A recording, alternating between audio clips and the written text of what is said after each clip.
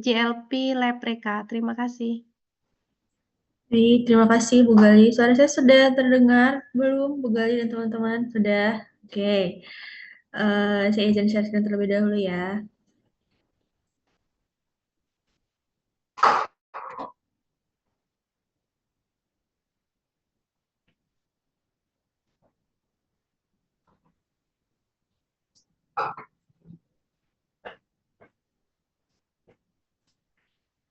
Baik, Assalamualaikum warahmatullahi wabarakatuh. Selamat siang. Waalaikumsalam warahmatullahi wabarakatuh. Siang Ibu. Terima kasih ada responnya. Baik, terima kasih teman-teman atas kehadirannya di JLP Teori hari ini. Mudah-mudahan masih semangat ya dan mengikuti sampai akhir. Jadi untuk JLP Lab Reka ini di awal nanti akan saya sampaikan beberapa materi yang sebetulnya saya rasa teman-teman sudah tahu dan paham selama praktikum terkait mata kuliah di bidang mereka juga udah pernah gitu ya. Jadi hanya mengulang sedikit dan di akhir nanti saya akan jelaskan teknis GLP offline di hari Rabu terkait pembagian kelompok dan apa namanya jadwalnya seperti apa. Jadi mohon disimak jika ada yang kurang dipahami bisa langsung ditanyakan ya. Oke. GLP lab rekayasa saya jelaskan dulu ya. Oke. Nah, untuk lab rekayasa dan pengolahan pangan, coba siapa ya? Arya, ada Arya nggak? Arya, ada Arya? Ya Ibu, Ada Arya. Lab reka itu letaknya di mana aja, Arya? di Pakupatan ada Ya, di Pakupatan di lantai berapa aja? lantai 2, Lantai berapa?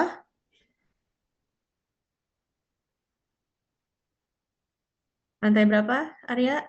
lantai 1 sama lantai 3 Ibu. Lantai 1 yang di sebelah mana?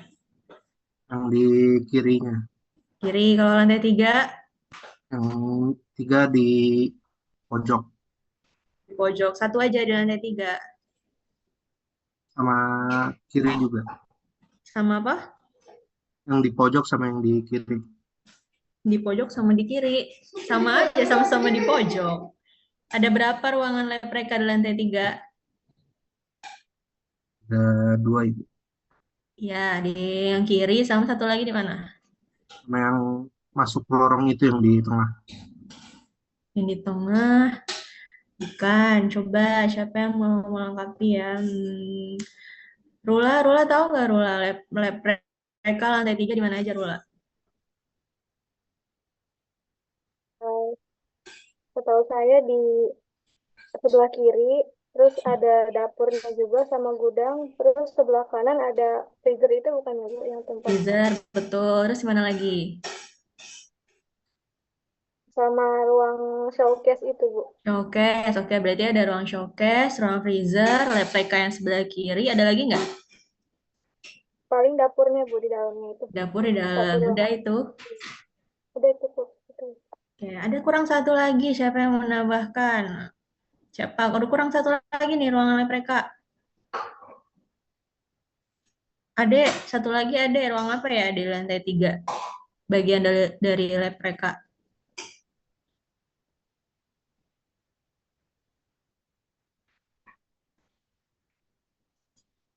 Ada nggak? Ada Ibu, ada Ibu. Ada apa satu lagi deh? Kurang satu lagi. Yang tempat freezer ya Bu? Ada tadi udah disebut freezer udah, showcase udah, lantai 3 sebelah kiri udah. Satu lagi.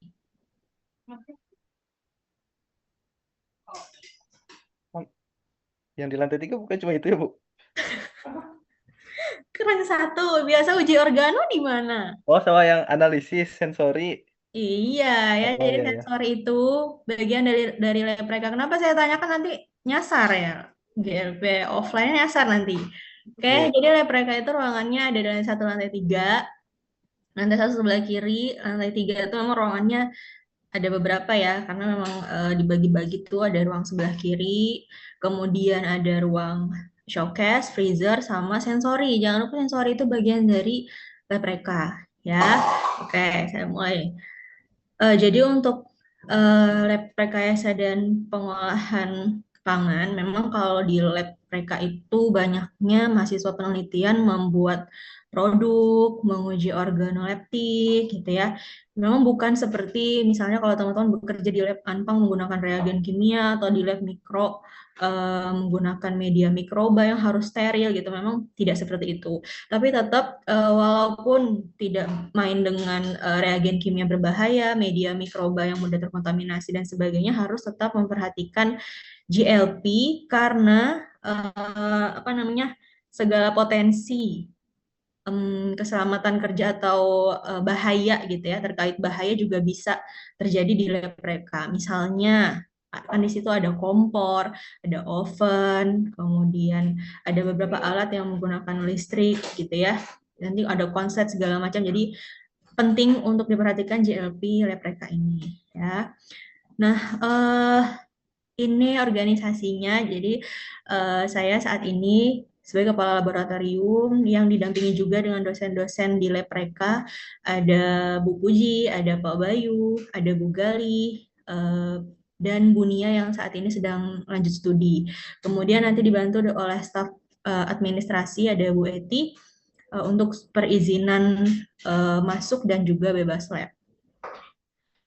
Nah, kenapa teman-teman penting untuk mengetahui struktur organisasi ini? Jadi, kalau mungkin teman-teman pernah lihat saya beberapa kali di Sindang Sari, dia menguji menggunakan kroma gitu, ada AOW meter, ada viskometer. Nah, penggunaan alat-alat tersebut itu harus didampingi oleh dosen.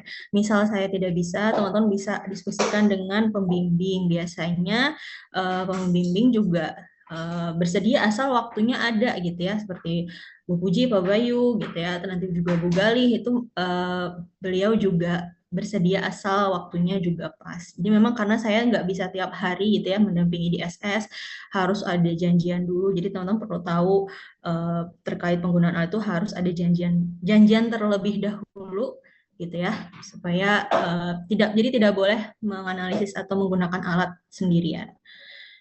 Nah, akan saya jelaskan sekilas terkait GLP lab reka, tujuannya, peralatannya apa saja di lab reka, kemudian penerapannya seperti apa. Untuk GLP saya rasa ini sudah ada tadi di dasar-dasar GLP ya, jadi terkait manajemen pengelolaan lab, kemudian dari segi aspek teknis dan manajemen, supaya apa pentingnya teman-teman tahu GLP, supaya nanti data yang teman-teman hasilkan itu terpercaya, akurasi dan presisi. Jadi jangan sampai kita meminimalisir gitu ya kemungkinan harus mengulang penelitian atau mengulang analisis. Jadi memang harus diperhatikan. Salah satu faktornya adalah dengan menerapkan GLP.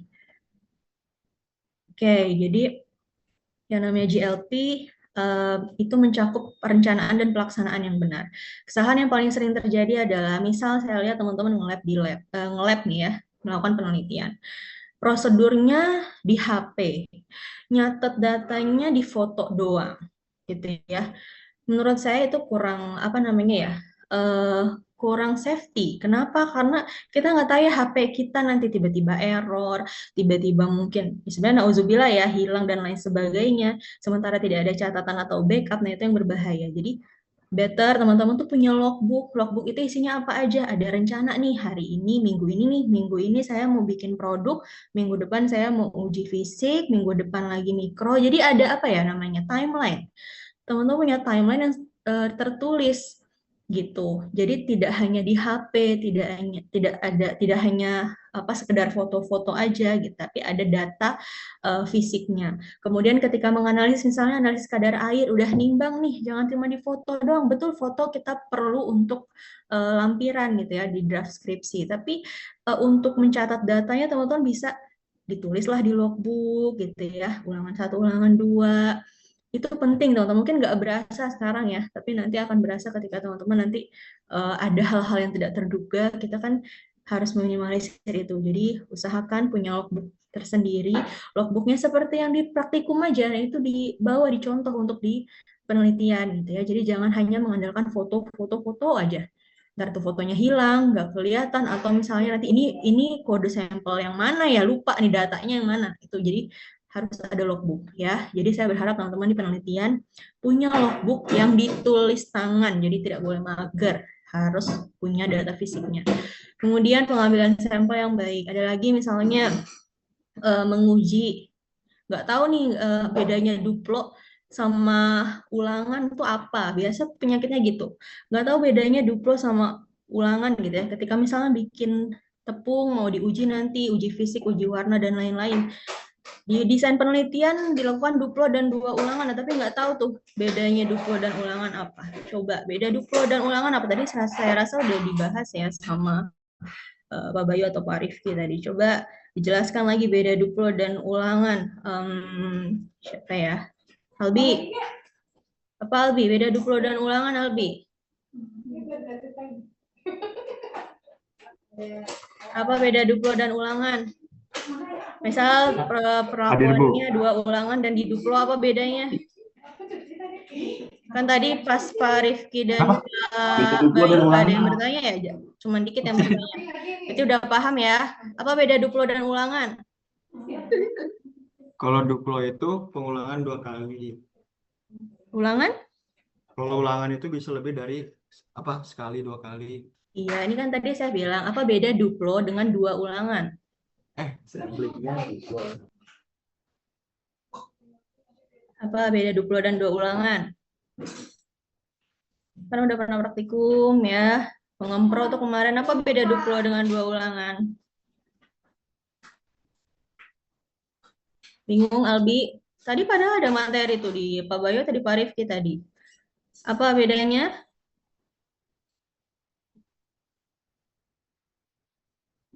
Siapa? Oke, apa kata Jamal? Oh gitu, kirain dibantu Jamal ya, apa? Iya.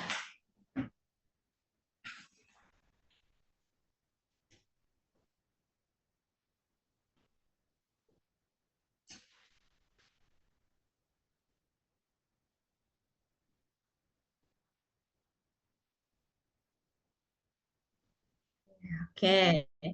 Ya, itu ya. Beda duplo sama ulangan harus tahu konsepnya. Jadi jangan apa namanya, ketika menganalisis karena konsep duplo dan ulangan nggak tahu, jadi penelitiannya jadi kacau gitu. Pengambilan sampel, pengambilan datanya jadi kacau juga.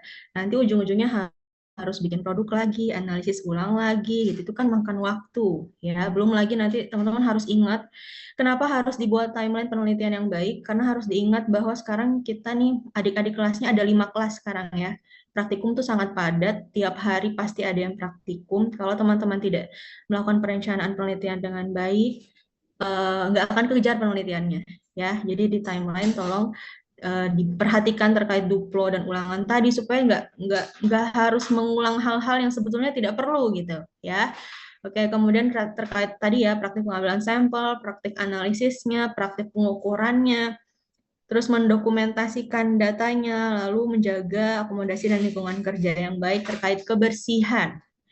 Ya, ini kebersihan ini catatan yang paling penting juga, di mana teman-teman tuh kadang waktu pengemprot terutama catatannya ya, wastafel dibiarkan basah, becek tuh lantainya, kemudian ada beberapa sampah, bahkan sampai sekarang ini beberapa sampel pengemprot masih ada di lab mereka.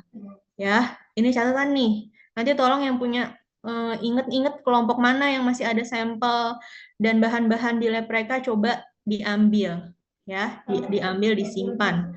Kalau nggak dipakai lagi, dibuang. Oke. Nah, jadi diharapkan ketika mengikuti JLP ini dapat menyelesaikan ujian tulis dan praktik terkait cara berlaboratorium. Hari ini saya menjelaskan JLP teori, nanti hari Rabu. Ini konsepnya berbeda ya dengan tahun-tahun sebelumnya. Jadi kalau JLP nanti hari Rabu ini tidak ada sama sekali penjelasan apapun. Nanti sistemnya ada 2. Di lantai 3 itu sistemnya ujian ketok.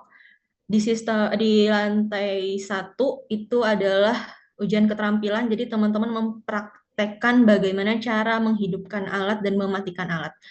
dan itu langsung dinilai. Jadi tidak ada penjelasan lagi terkait penggunaan alat. Penggunaan alat itu teman-teman bisa nanti akses di nanti bahan-bahan apa materi GLP nanti saya share, video tutorialnya juga saya share. Itu silakan teman-teman pelajari. Jadi ketika hari Rabu tidak ada lagi penjelasan. Jadi beda ya kalau misalnya teman-teman dengar dari kakak tingkatnya, lihat mereka cuma penjelasan aja, post testnya cuma 10 menit, 15 menit udah selesai semua lulus. Enggak lagi seperti itu. Jadi sekarang ada tes ya, makanya silakan dipersiapkan dengan baik. Nah, ini lokasi lab mereka, lantai 1, lantai 3, lab sensori, sama tadi ya betul teman-teman sebutkan ada ruang freezer dan ruang showcase. Itu juga bagian dari lab mereka. Oke, personal protection tetap harus pakai jas lab. Lagi-lagi walaupun bukan bermain dengan reagen, bukan bermain dengan media mikroba, tetap harus pakai jas lab. Jas labnya dikancingin, yang rambut terurai harus diikat, hijabnya dimasukkan ke dalam jas lab biar nggak ada nyangkut-nyangkut gitu ya. Kita kan meminimalisir apa namanya ada terjadi bahaya di dalam lab ya, dan tidak berisik. Lalu tidak boleh duduk di atas meja, tidak boleh makan dan minum. Kenapa di lab mereka nggak boleh makan dan minum ya, Tia? Tia, ada Tia. Kenapa di lab mereka nggak boleh makan dan minum ya?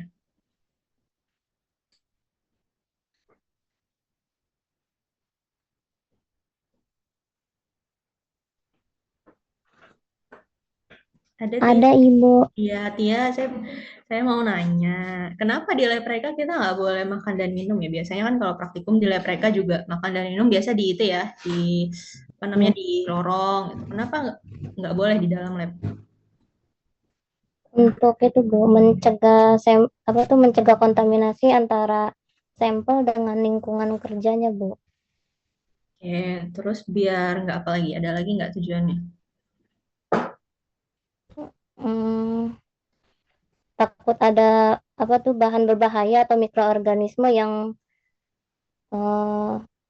bisa tertelan, jadi menyebabkan kontaminasi gitu. Terus takut remah makanan atau minuman yang masuk ke area kerja dapat menjadi sumber kontaminasi pada sampel. Ya, oke. Jadi ya kurang lebih betul Tia, terima kasih. Jadi memang biar tidak ada kontaminasi, supaya tidak tercecer juga gitu ya. Jadi kalau mau makan dan minum di kantin atau di lorong gitu ya, jangan di dalam lab-lab apapun ya, tidak hanya lab mereka. Jadi tidak boleh makan dan minum di dalam lab. Kemudian ini terkait penggunaan APD di lab rekayasa, sepatu harus tertutup, tetap sepatu harus tertutup ya. Nggak boleh pakai selop kalau lagi penelitian. Kemudian masker ini opsional, tapi memang dianjurkan memakai masker. Apalagi kalau teman-teman bikin produk dan diuji organoleptik ya, usahakan pakai masker. Kemudian jas lab dikancingkan. Lalu terkait tas, taruh tasnya di tempat yang aman, ya boleh di dalam lab, tapi kalau di lantai itu di paling pojok gitu ya. Jadi jangan sampai ada yang tersandung sama tali tasnya. Kemudian ini juga yang harus diperhatikan. Jam bekerja di laboratorium adalah jam 7 sampai jam 5 sore. Kalau teman-teman lihat praktikum pernah kok Bu sampai jam 6 sore gitu ya, itu praktikum. Penelitian hanya boleh diizinkan dari jam 7 pagi sampai jam 5 sore. Jadi jam 5 sore itu udah bersih, udah siap pulang aja. Tidak ada lagi yang bekerja di atas jam 5 sore ya. Ini adalah jam bekerja di laboratorium tidak hanya di lab mereka ya, di lab manapun jam bekerjanya adalah seperti ini. Oke, kalau harus lembur gimana Bu? Saya harus bikin produk, saya harus mengeringkan. Konfirmasi dulu ke lab atau konfirmasi dulu ke dosen pembimbing. Karena kalau lembur itu tidak boleh sendirian atau tidak boleh hanya didampingi oleh teman. Harus didampingi oleh dosen. Kalau dosen pembimbingnya bersedia, silahkan. Tapi kalau tidak bersedia, maka lembur tidak diizinkan. Oke. Ini penggunaan alat dan bahan juga saya rasa sudah dijelaskan oleh Pak Zikri tadi di sesi pagi ya, silakan nanti dibaca lagi. Kemudian penggunaan alat dan bahan, setiap kali teman-teman menggunakan alat, tolong isi logbook. Logbooknya itu ada ditempel di dekat alat, Dan juga ada dalam bentuk buku, ya, buku logbook itu ada di meja lab mereka.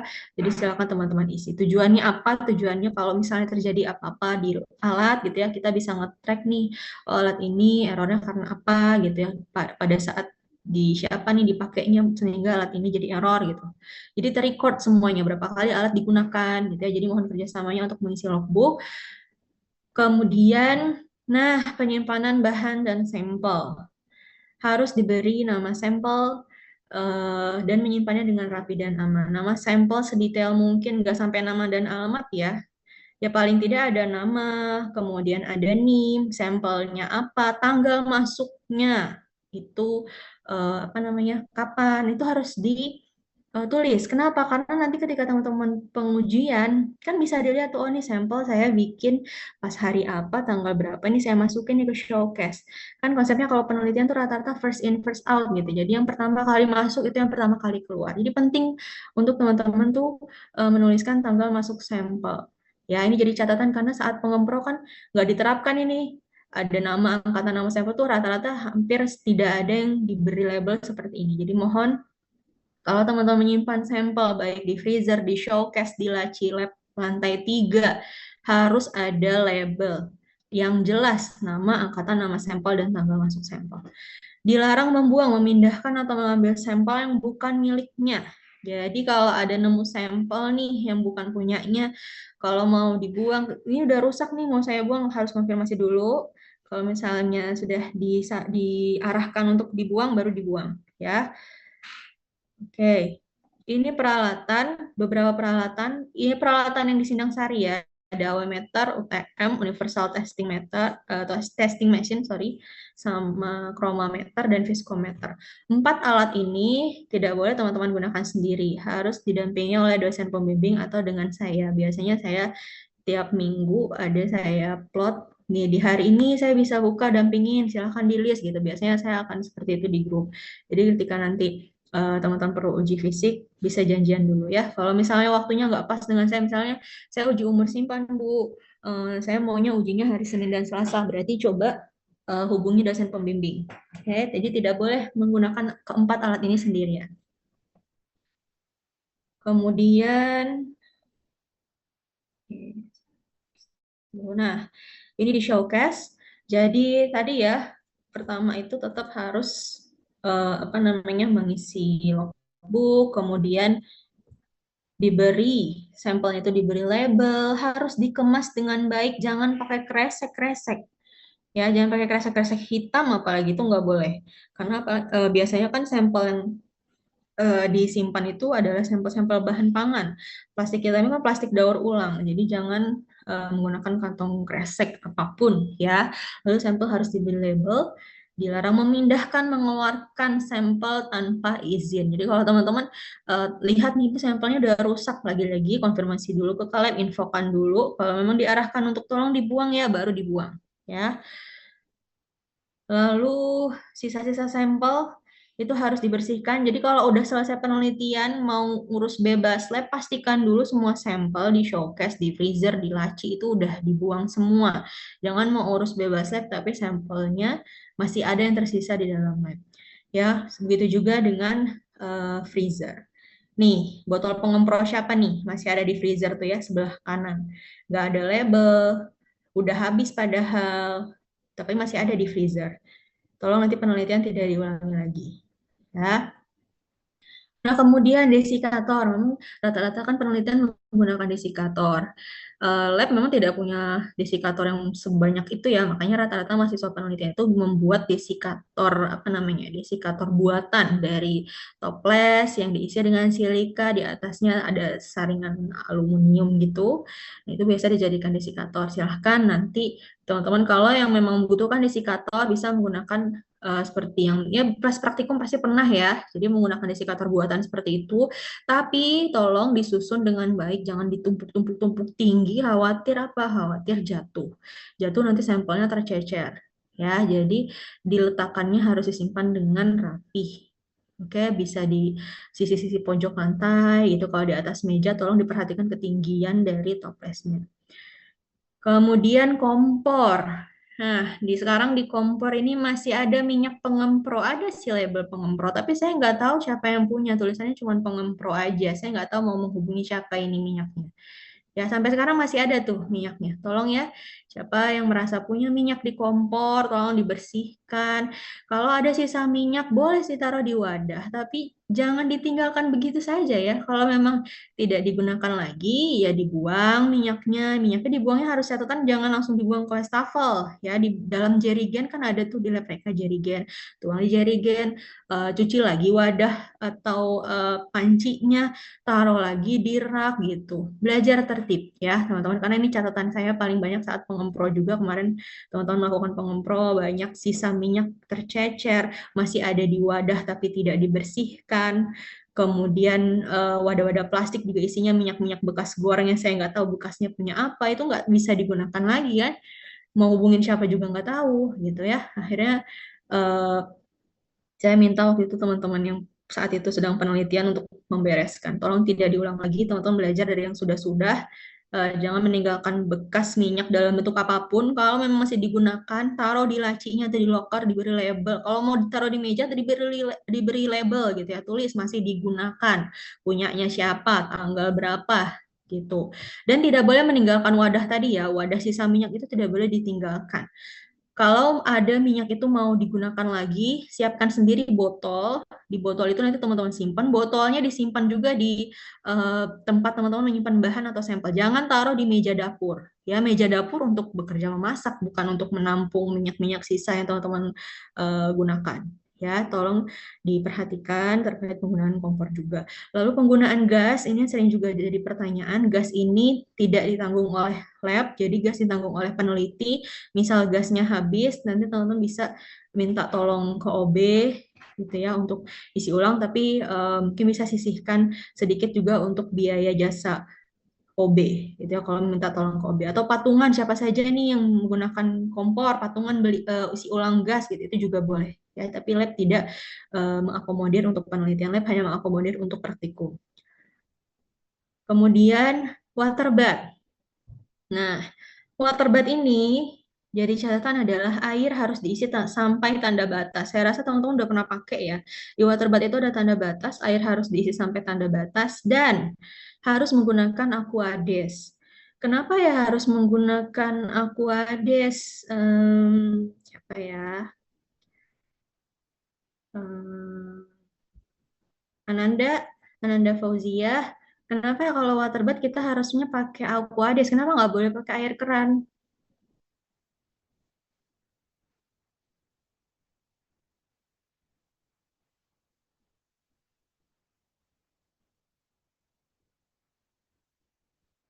Ananda ada? Ada Ibu. Ya, kenapa Ananda? Kita kan pernah ya pakai water bath kan? Kenapa pakai water bath tuh harus pakai Aquades? Karena Aquades tuh hmm, pH-nya pH-nya tuh kalau nggak salah netral Ibu dibandingkan air keran. Kalau air keran tuh kan mengandung mineral bisa bereaksi kalau nanti eh, bisa bereaksi ke sampelnya jadi nanti ngaruh ke hasil ujinya. Kalau pakai Aquades itu eh, apa ya? Kalau kalau pakai Aquades itu bisa mengurangi apa ya, kerak di waterbathnya juga Ibu. Jadi kayak lebih awet. Oke, terima kasih Ananda. Jadi kurang lebih memang mencegah alat tuh berkarat ya. Karena kalau air itu tadi kalau air keran kan banyak mineralnya gitu. Ketika ada panas, ada media air tergenang, khawatir berkarat. Makanya pakai air Aquades atau air demineralisasi. Ya, jadi untuk mencegah adanya karat pada alat. Lalu setelah penggunaan water bath, ini harus segera dikuras. Tidak boleh di besok-besok. Jadi alat udah mati nih, udahlah kurasnya besok aja ini udah kesorean, nggak boleh seperti itu. Jadi harus punya timeline penelitian yang jelas. Jam 5 sore itu udah harus selesai semua, tapi tidak tidak boleh juga ditinggalkan begitu saja alatnya, ya. Water bath itu harus segera dikuras, nggak boleh air dibiarkan lama-lama. Kenapa ya kayak gitu, Tegar? Kenapa water bath harus segera dikuras?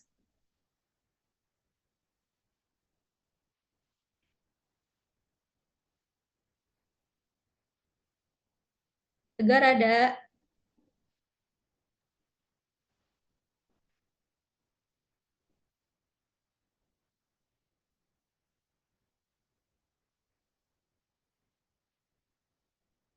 Kenapa? Izin Bu, Tegar bukan ya Bu? Yuk? Iya, Tegar. Ada Bu, ada. Iya, ada ya. Gimana Tegar? Kenapa waterbat itu harus segera dikuras setelah digunakan? Nggak boleh dibiarkan seharian gitu. Iya Bu, izin jawab. Mungkin berhubungan sama yang sebelumnya Nanda juga ya. Jadi karena dari water bottle sendiri gitu juga buat awet, jadi lebih ke arah takutnya ada korosi ataupun ada kerak-kerak lainnya yang yang tertinggal gitu di water bottle sendiri Bu. Itu sih paling Bu.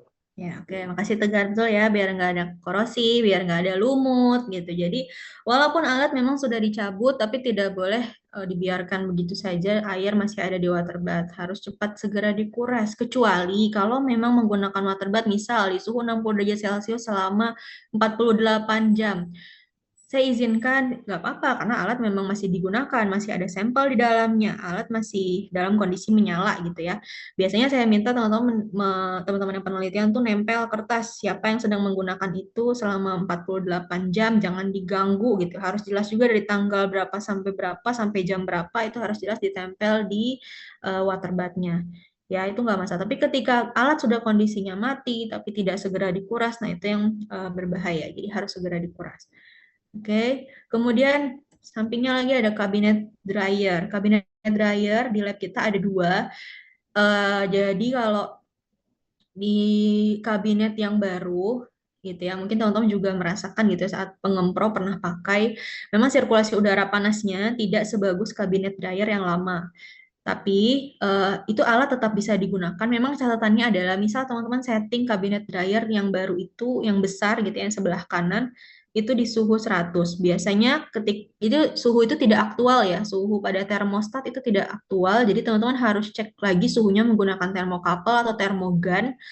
Ketika teman-teman set di 100, biasanya suhunya tuh hanya 80. Ketika men-set di 80, biasanya suhunya hanya 60. Jadi memang bukan suhu aktual.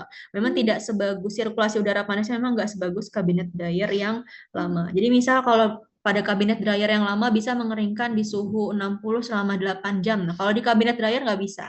Dia butuh waktu yang lebih lama, butuh set suhu juga di atas suhu yang kita inginkan. Misal kita pengennya di suhu 60, tapi di kabinetnya kita set biasa di suhu 80. Nanti dicek menggunakan termogan atau termokapel, benar nggak ya suhunya sudah 60, baru teman-teman bisa pakai masukkan sampelnya. Ya, memang catatannya seperti itu. Ada plus minusnya kabinetnya. Memang kabinet dryer yang baru tuh kapasitasnya lebih banyak, tapi tadi sirkulasi udara panasnya tidak sebagus kabinet dryer yang lama.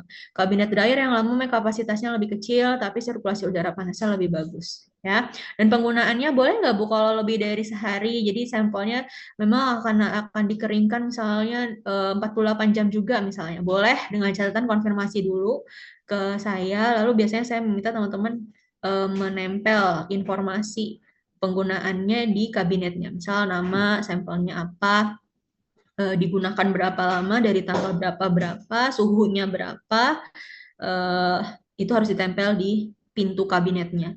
Jadi teman-teman yang penelitian juga akan bisa melihat gitu ya kalau kabinet itu digunakan sampai kapan. Oke, lalu ada inkubator.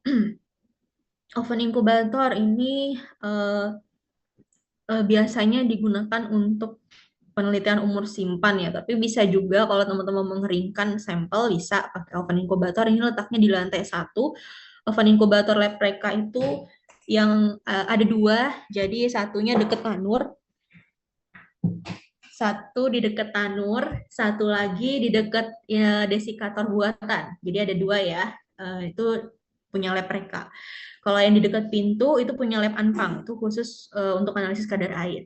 Nah, untuk lab Reka yang di dekat desikator buatan suhu maksimalnya hanya bisa 60 derajat Celcius. Kalau teman-teman mau menggunakan di atas suhu 60 derajat Celcius, maka gunakan oven inkubator yang di samping tanur. Oke, dan lagi-lagi kalau misalnya mau menggunakan misalnya lebih dari sehari, 48 jam, boleh asal konfirmasi dulu, infokan di suhu berapa lama. Kalau udah di ACC, biasa saya juga minta yang penelitian menempel infonya di pintu inkubatornya supaya yang penelitian juga lihat bahwa alat itu sedang digunakan. Lalu ada extruder. Nah, extruder ini juga bisa digunakan, tapi memang ini untuk adonan yang kapasitasnya besar. Kenapa jarang digunakan? Karena biasa kalau penelitian kan bikinnya sedikit-sedikit dulu gitu ya, jadi makanya jarang digunakan. Tapi apakah bisa digunakan? Jawabannya bisa. Kalau misalnya teman-teman mau mencetak adonan mie atau adonan beras analog dalam kapasitas yang kecil, biasanya pakainya ya noodle maker, ya bukan pakai extruder. Karena kalau pakai extruder nanti banyak adonan yang menempel, rendemennya jadi makin sedikit. Nah, ini dismill ini juga bisa untuk membuat tepung ya, cuman tadi kapasitasnya besar.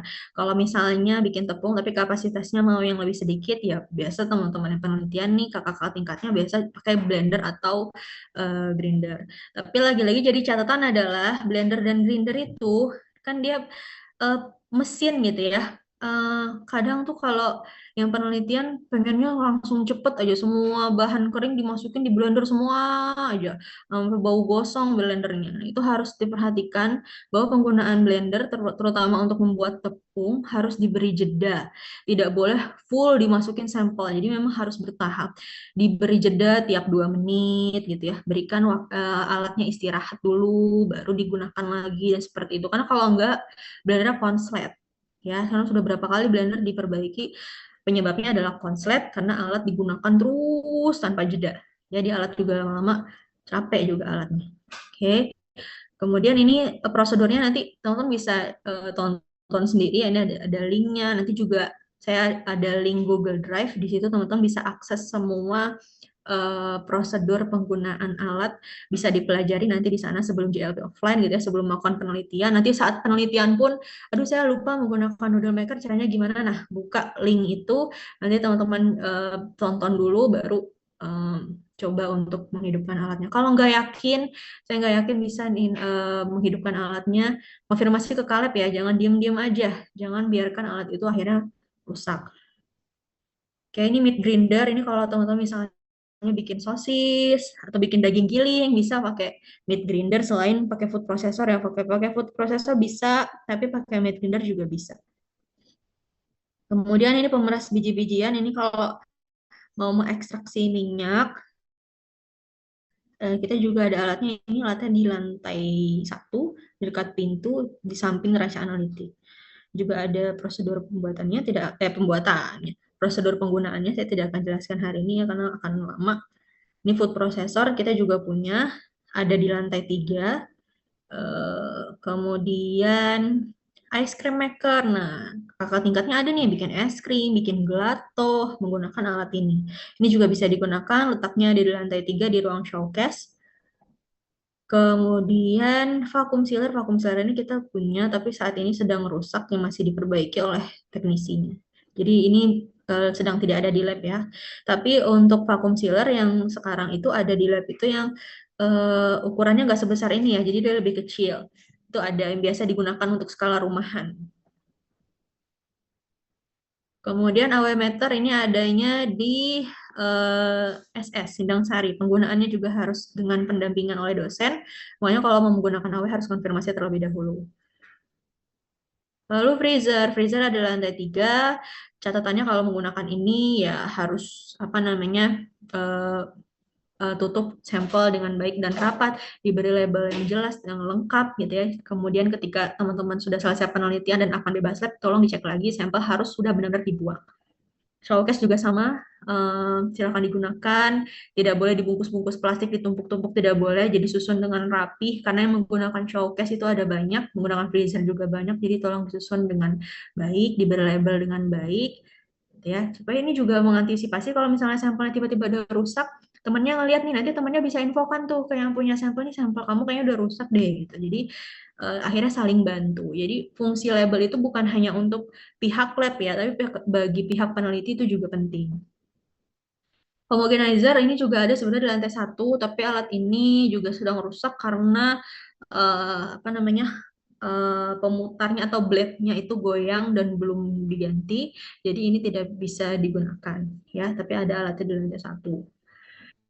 Ini noodle maker, kalau teman-teman bikin mie juga ada. Alatnya ini di lantai 3.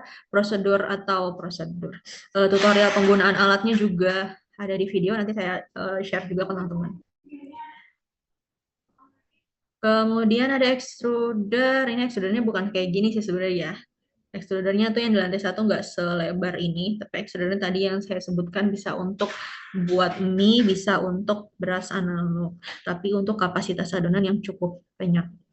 Ini water bath, tadi yang kita bahas juga di awal, harus pakai aquades, harus dikuras, harus menggunakan colokan yang tersedia, tidak boleh membawa kabel panjang gitu ya, nggak boleh harus pakai colokan yang memang tersedia di lab, nggak boleh bawa colokan tambahan, nggak boleh bawa kabel tambahan, nggak boleh apalagi supaya saya bisa ngoperasiin alat sambil ngecas laptop, nggak boleh kayak gitu ya. Jadi kenapa? Karena konslet kalau harus pakai kabel-kabel sambungan gitu ya. Jadi jangan bawa kabel sendiri, jangan bawa stop kontak tambahan dan lain-lain, itu jangan.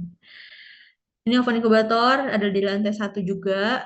Memang suhu maksimal 150 derajat Celcius ya, jadi ini bisa digunakan, tapi oven yang di sebelah tanur. Kalau yang di sebelah desikator buatan itu suhu maksimalnya adalah 60 derajat Celcius. Kabinet dryer tadi juga saya sudah sebutkan.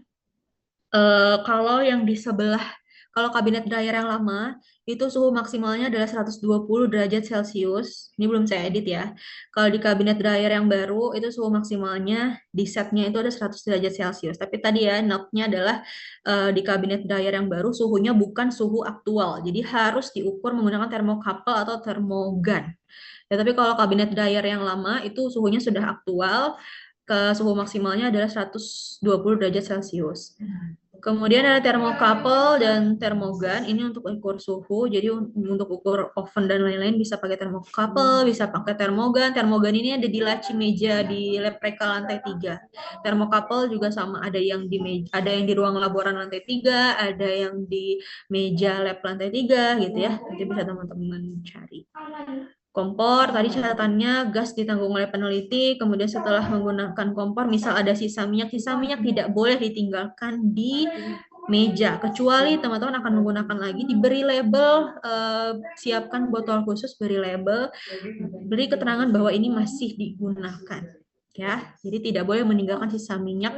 Mau itu sebenarnya ini minyak masih bagus kok Bu, jadi saya tinggalin, nggak boleh seperti itu. Harus jelas itu namanya punya siapa, untuk sampel apa, sampai kapan digunakannya harus jelas. Ya, karena kalau nggak seperti itu nanti meja di kompor itu penuh sama sisa-sisa minyak. Dan sisa minyak tidak boleh ditaruh di wadah aluminium yang kemudian ditinggal aja di meja. Nggak boleh kayak gitu. Ya. Lalu kalau misalnya ada bunyi gas atau bau gas itu segera lapor ya, bisa ke dosen atau ke OB. Nah, ini untuk alat ukur suhu dan tekanan, barometer itu untuk tekanan udara, hygrometer untuk ukur RH, hygrotermometer untuk ukur RH dan suhu. Biasanya kalau teman-teman yang menguji terkait umur simpan bisa pakai hygrotermometer. Ya, seperti yang paling bawah ini. Kemudian sebelum meninggalkan lab, bersihkan dan rapikan meja. Kalau ada becek yang disebabkan oleh diri sendiri, mohon inisiatifnya minjem pel ke OB, ditolong dipel. Jangan mengandalkan OB ya, karena kalau tahu itu kotornya karena sedang penelitian, ya berarti tolong tanggung jawabnya ya. Begitu juga dengan ketika di wastafel, jangan sampai becek wastafelnya ya, jangan brutal gitu, nyuci panci, nyuci piring gitu ya. Yang tenang aja nyucinya, biar nggak becek meluber kemana-mana.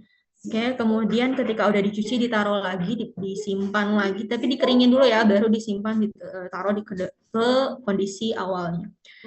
Lalu periksa semua sampel tidak ada yang tercecer, karena khawatir ada tikus ya, jadi jangan sampai ada tercecer sampelnya. Kalau mau harus meninggalkan sampel, beli box khusus, box plastik gitu ya, yang bisa ditutup. Nah, itu buat teman-teman naruh sampel dan lain-lain. Silahkan kalau mau ada box seperti itu, taruh di ruang freezer. Tapi boxnya juga diberi label nama, diberi label angkatan, diberi label itu isi digunakannya dari tanggal berapa gitu ya. Jadi harus ada labelnya juga kalau akan menggunakan box untuk menyimpan sampel di ruang freezer. Di ruang sensori juga harus diperhatikan. Ruang sensori itu kalau misalnya teman-teman butuh panelis yang sedang menunggu jangan di lorong ya, karena berisik, mengganggu konsentrasi panelisnya. Jadi harus misalnya panelis diarahkan nunggu dulu di mana ya, jangan di lorong banget gitu, jangan di dekat lab sensorinya gitu ya. Kemudian penyajian sampelnya juga harus diperhatikan. Ini saya rasa sudah teman-teman dapatkan di mata kuliah sensori. Kemudian peralatan perlengkapan juga warnanya netral, terus spesifikasi produknya, kode sampelnya juga harus sesuai dengan standar, biasanya tiga digit gitu ya, bukan cuma A, B, C doang, bukan cuma 1, 2, 3 doang. Kemudian bilik sensorinya ini ya, jadi tolong diperhatikan, tidak boleh berbicara, memanggil atau keluar masuk tanpa izin, hindari penggunaan parfum atau pewangi tubuh. Jadi kalau sebuah posisikan kalau teman-teman jadi panelis ataupun jadi yang peneliti nggak Bu, tahan dulu pakai parfumnya gitu ya, pakai deodoran aja dulu. Kenapa? Karena misalnya ada penilaian atribut aroma, tapi kita pakai parfum menyengat, itu akan bias hasilnya. Gitu ya. Begitu juga ketika teman-teman misalnya mau analisis rasa atau overall, hal yang panelis tuh harus nyicip, maka instruksikan ke panelis jangan kekenyangan dulu ya, gitu. Tahan dulu maka, tapi juga jangan kelaparan banget gitu. Nanti hasilnya bias juga. Jadi biasanya makanya sensor itu dilakukan idealnya di jam 10 ketika perut tidak sedang lapar-laparnya tapi juga tidak sedang kenyang-kenyangnya. Jadi jangan sensori di jam makan siang ya. Terlalu lahap nanti panelisnya. Ya, jadi tolong diperhatikan waktu pengujiannya, tata cara pengujiannya, gitu ya. Ini konsep-konsep seperti ini harusnya teman-teman paham di mata kuliah sensori.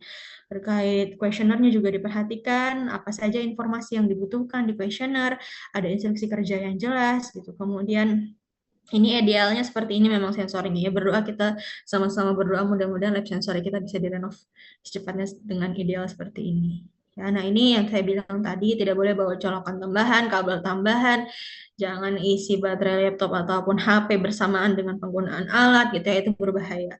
Oke. Ini juga tadi gas sudah saya sebutkan tadi, kalau ada kendala pokoknya segera lapor ke dosen, kalau nggak ada dosen OB. Ini dismil, jadi segala sesuatu yang berkaitan dengan listrik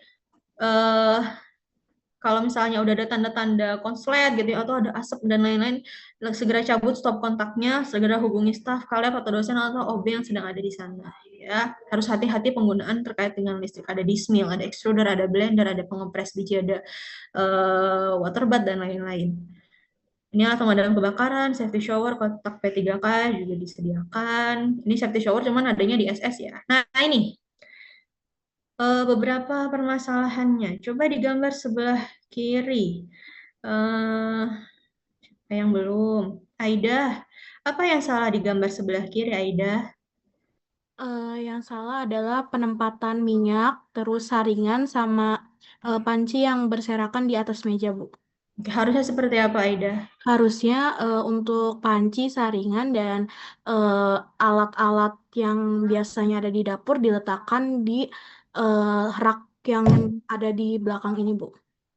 Jadi bersihkan ya, tidak boleh ada sisa minyak kayak gini-gini nih wadah, maksud saya nih wadah ditinggalkan, ada aluminium, ada wadah plastik, ada botol-botol, nggak jelas ini ya. Jadi jangan seperti ini.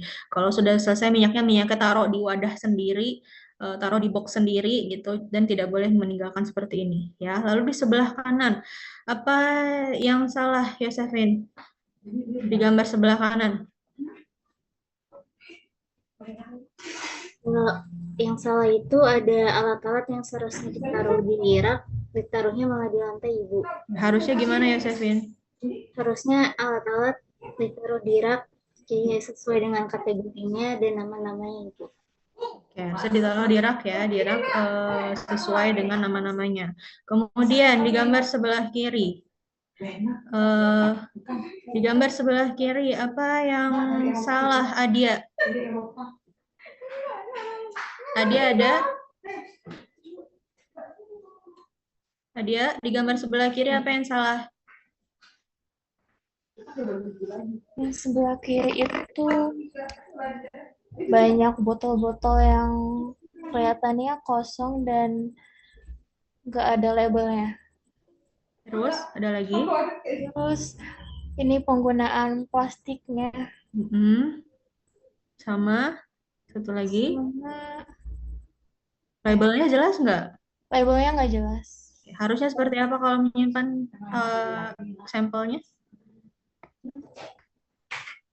Harusnya sampel diberi nama yang jelas, ada keterangan itu sampel apa, lalu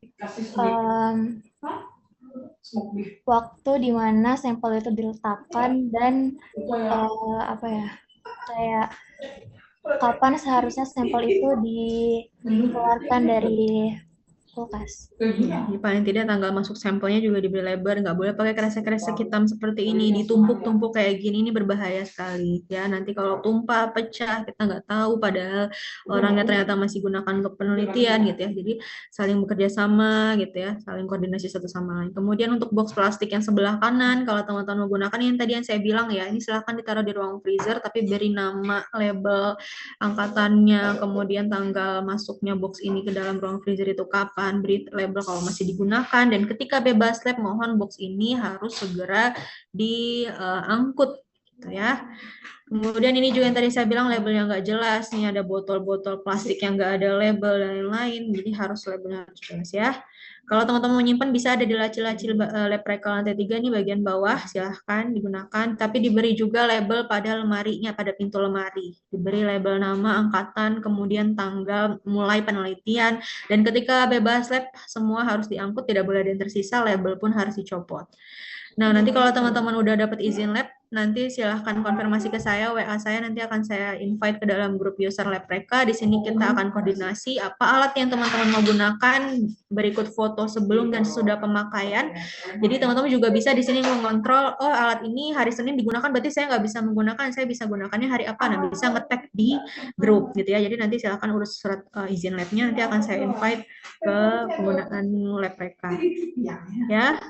Oke, nanti untuk GL2 offline, pakai name tag, pakai jas lab, sepatu tertutup, bagian tidak berhijab, rambut wajib dikunci, dan bawa kertas selembar, ya, bawa kertas selembar dan pulpen 1 juga oke. Kalau mau cadangan 2 boleh. Ya, jadi bawa kertas selembar dan alat tulis pribadi untuk lab Reka hari Rabu. Gunakan name tag dan NIM wajib dipakai selama GLP berlangsung. Baik, itu saja dari saya. Terima kasih. Saya kembalikan kepada Bu Gali.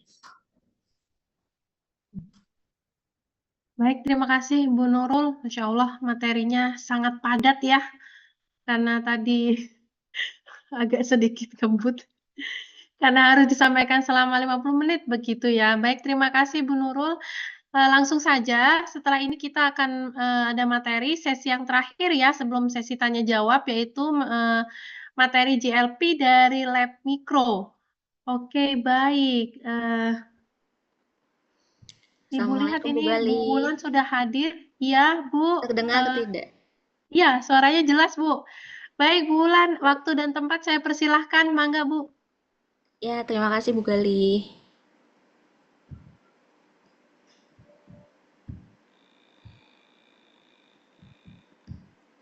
Ya, teman-teman, slide-nya sudah terlihat atau belum ya?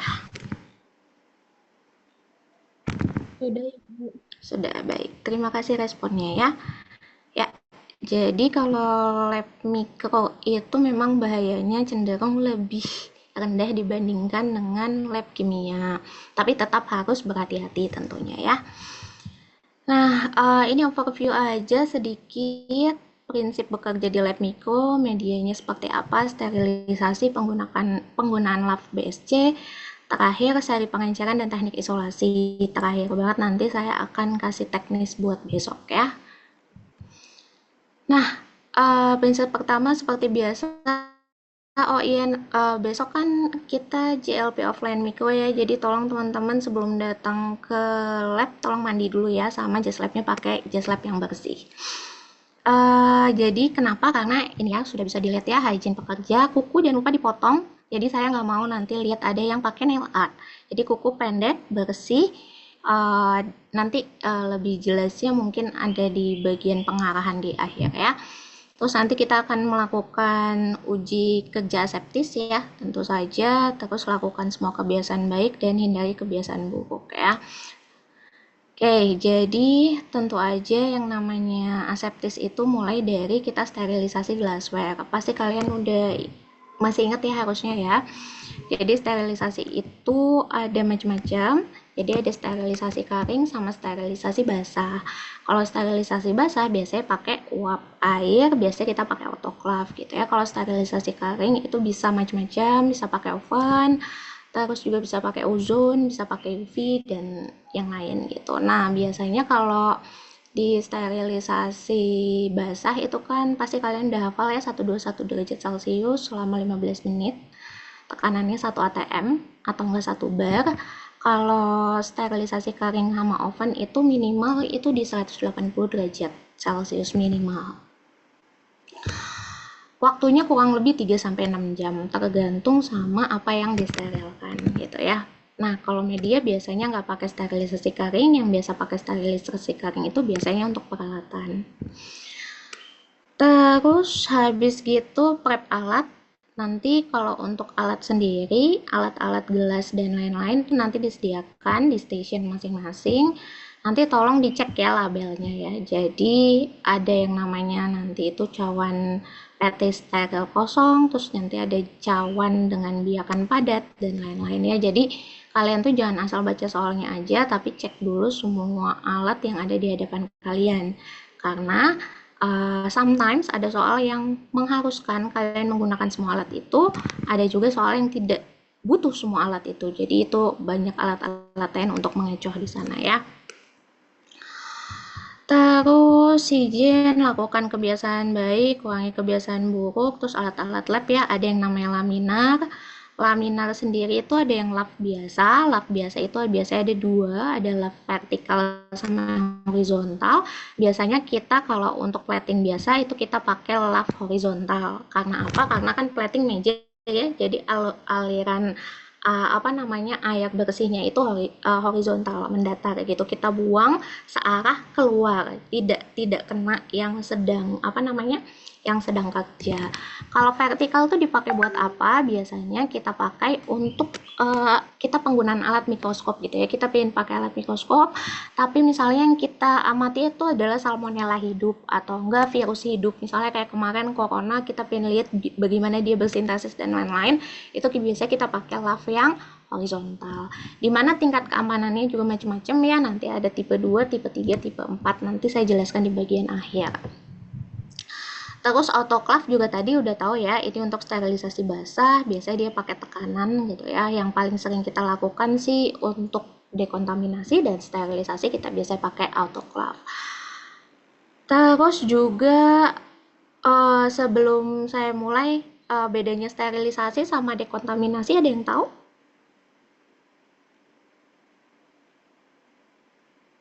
Dari 120-an ya peserta.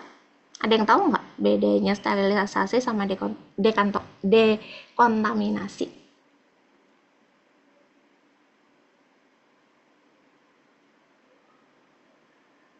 Nggak ada, beneran. Nanti praktikum mikronya saya buat ini ya, saya buat C semua aja ya. Nggak ada yang tahu satupun.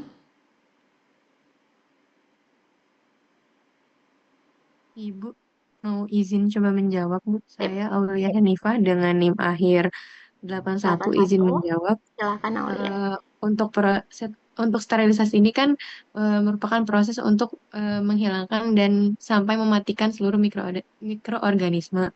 Sedangkan kalau dekontaminasi menurut saya itu proses untuk mengurangi yang terkena kontaminasi. Seperti itu yang saya tahu. Baik, Aulia. Terima kasih atas jawabannya. Ya, selain Aulia, satu lagi. Yuk. Ya, Jamal, silahkan.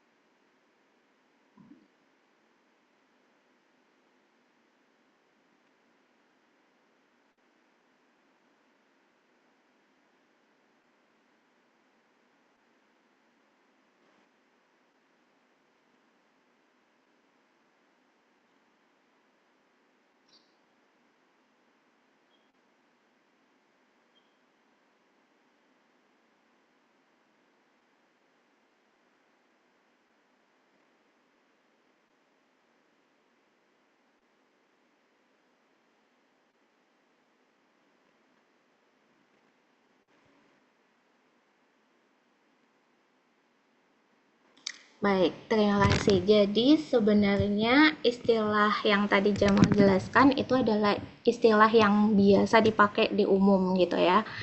Jadi bla bla bla itu udah benar.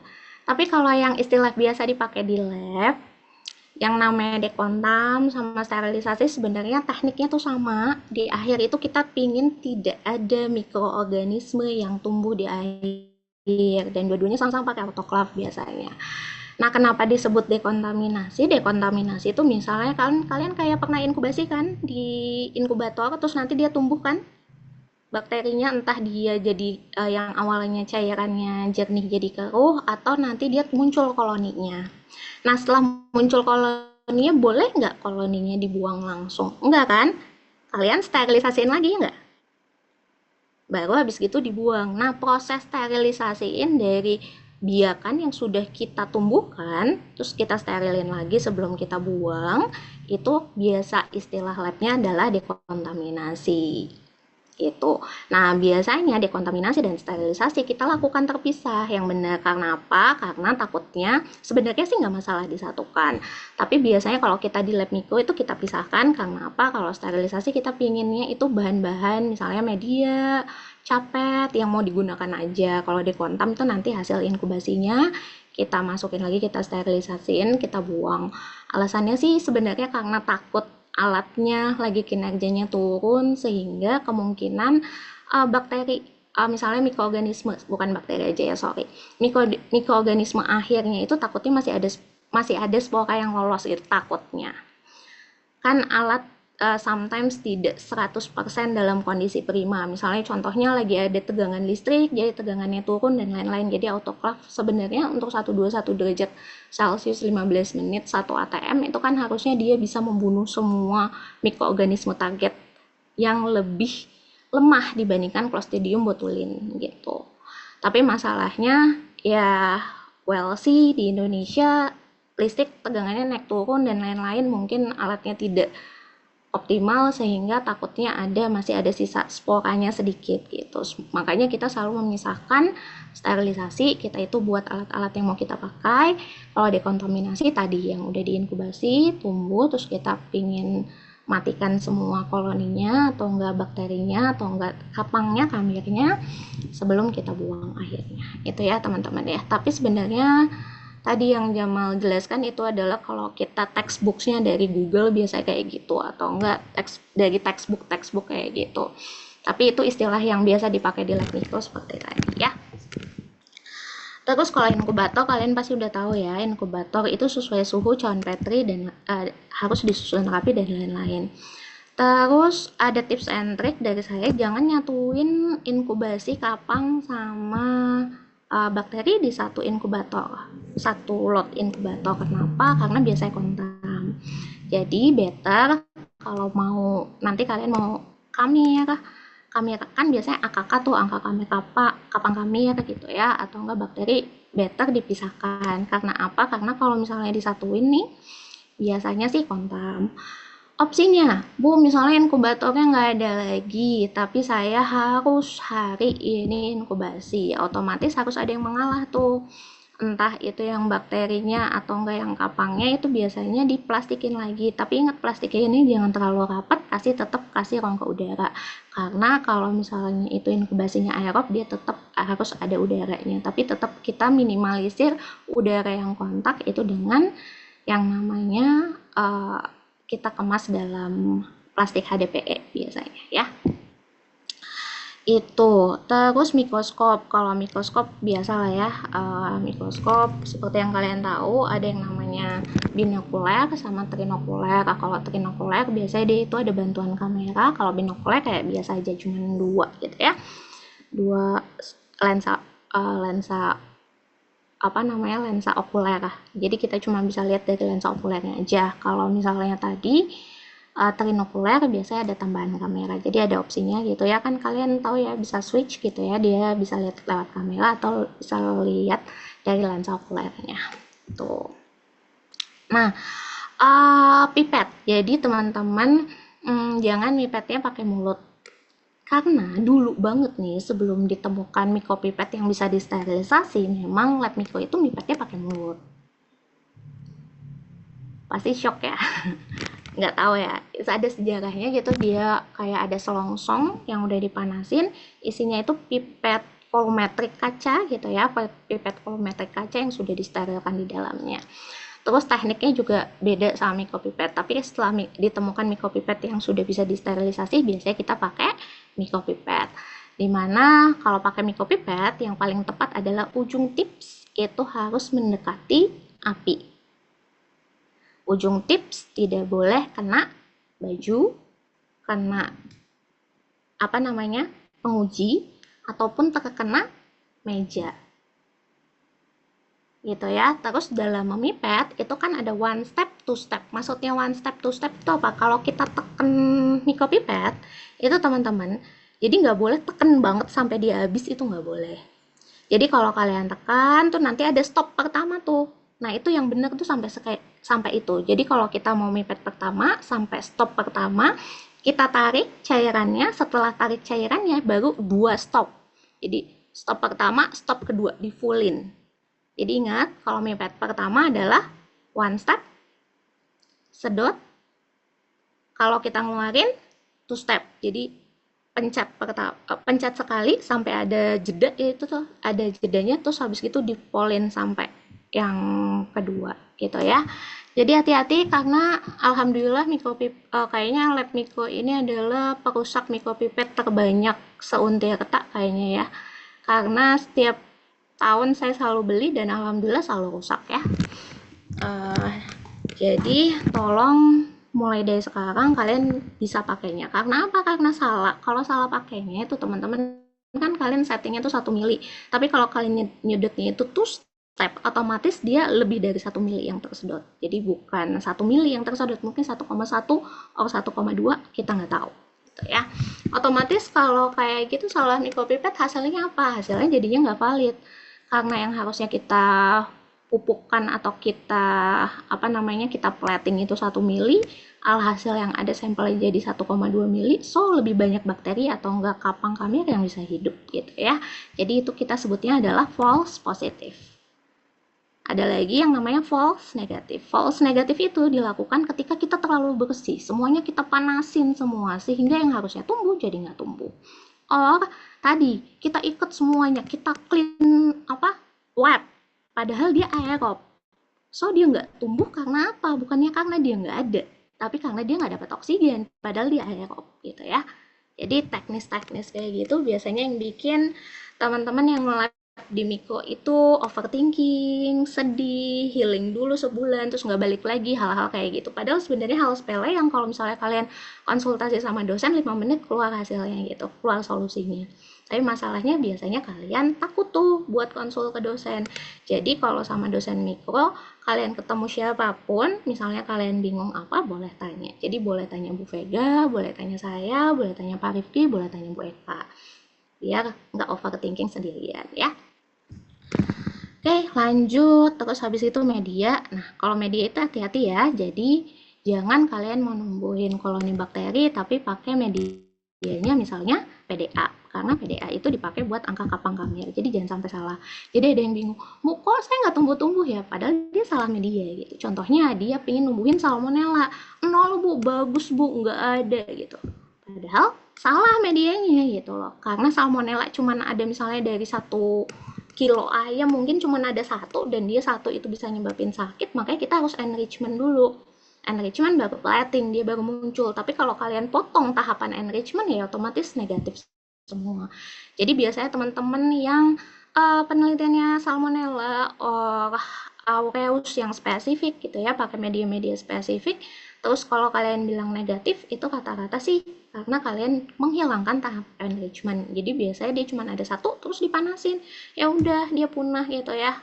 Dia tidak terlihat, padahal kenyataannya ada. Jadi itu namanya adalah false negative gitu ya. Oke, medianya ada cair, padat, ada semi solid, tapi biasa dipakai di lab yang cair sama padat ya. Terus ada sintetik sama non-sintetik. Non-sintetik itu biasanya kita buat sendiri. Contohnya PDA itu kan potato dextrose agar kita buat sendiri dari kentang tuh bisa gitu. Tapi yang biasa kita pakai yang sintetik ya, yang sudah jadi gitu, yang udah jadi bubuk. Terus ada juga bentuknya agar miring, agar tegak, sama agar cawan. Jadi pasti kalian udah tahu ya, kalau agar miring itu kita taruh di tabung terus kita miringkan. Fungsinya buat apa? Biar luas permukaannya lebih luas, lebih tinggi. Jadi ketika kita swipe, kita biarkan itu dia lebih banyak yang bisa tumbuh. Biasanya ini kita buat agar miring ini buat kita sediaan bakteri-bakteri aerob. Tapi kalau agar tegak biasanya buat sediaan bakteri anaerob. Karena dia kan nggak butuh oksigen, biasanya kita tusuk aja sampai bawah. Jadi kita harapkan di bawah itu dia tumbuh. Karena oksigen di paling bawah itu biasanya minim. Itu biasanya saya bikin agar tegak, terus habis gitu saya sling wrap gitu, plastik wrap. Tutup ulirnya. Biasanya anaerob biasanya bisa tumbuh tuh kalau dengan teknik seperti itu. Tapi sebenarnya teman-teman kalau di lab yang paling benar mau numbuhin bakteri anaerob itu ada jarnya. Jadi ada inkubator khusus, jar khusus yang dia memang khusus didesain untuk bakteri-bakteri anaerob. Tapi masalahnya kita belum punya, ya kita akal-akalin aja sebisa kita ya.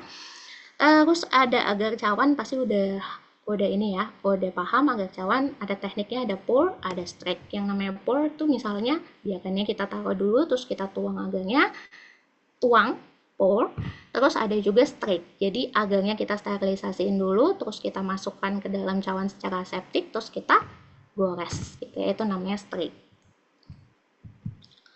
Jangan sampai salah strike sama pour, karena nanti di ujian random kalian mungkin dapat yang pour, mungkin dapat yang strike, jadi hati-hati. Jadi jangan ketika diminta soalnya sebenarnya kalian harus melakukannya strike, kalian melakukan pour.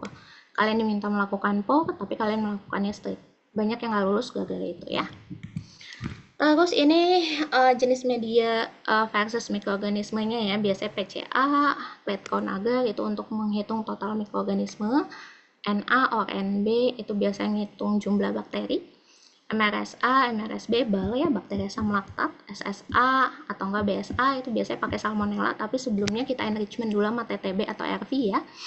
Terus kalau E. coli biasanya kita pakai EMBA, terus PDA atau PDB untuk kapang kamir, PGYA, PGYB untuk kamir biasanya kalau mau spesifik kamir. Ini contohnya ya, contoh media spesifik untuk salmonella.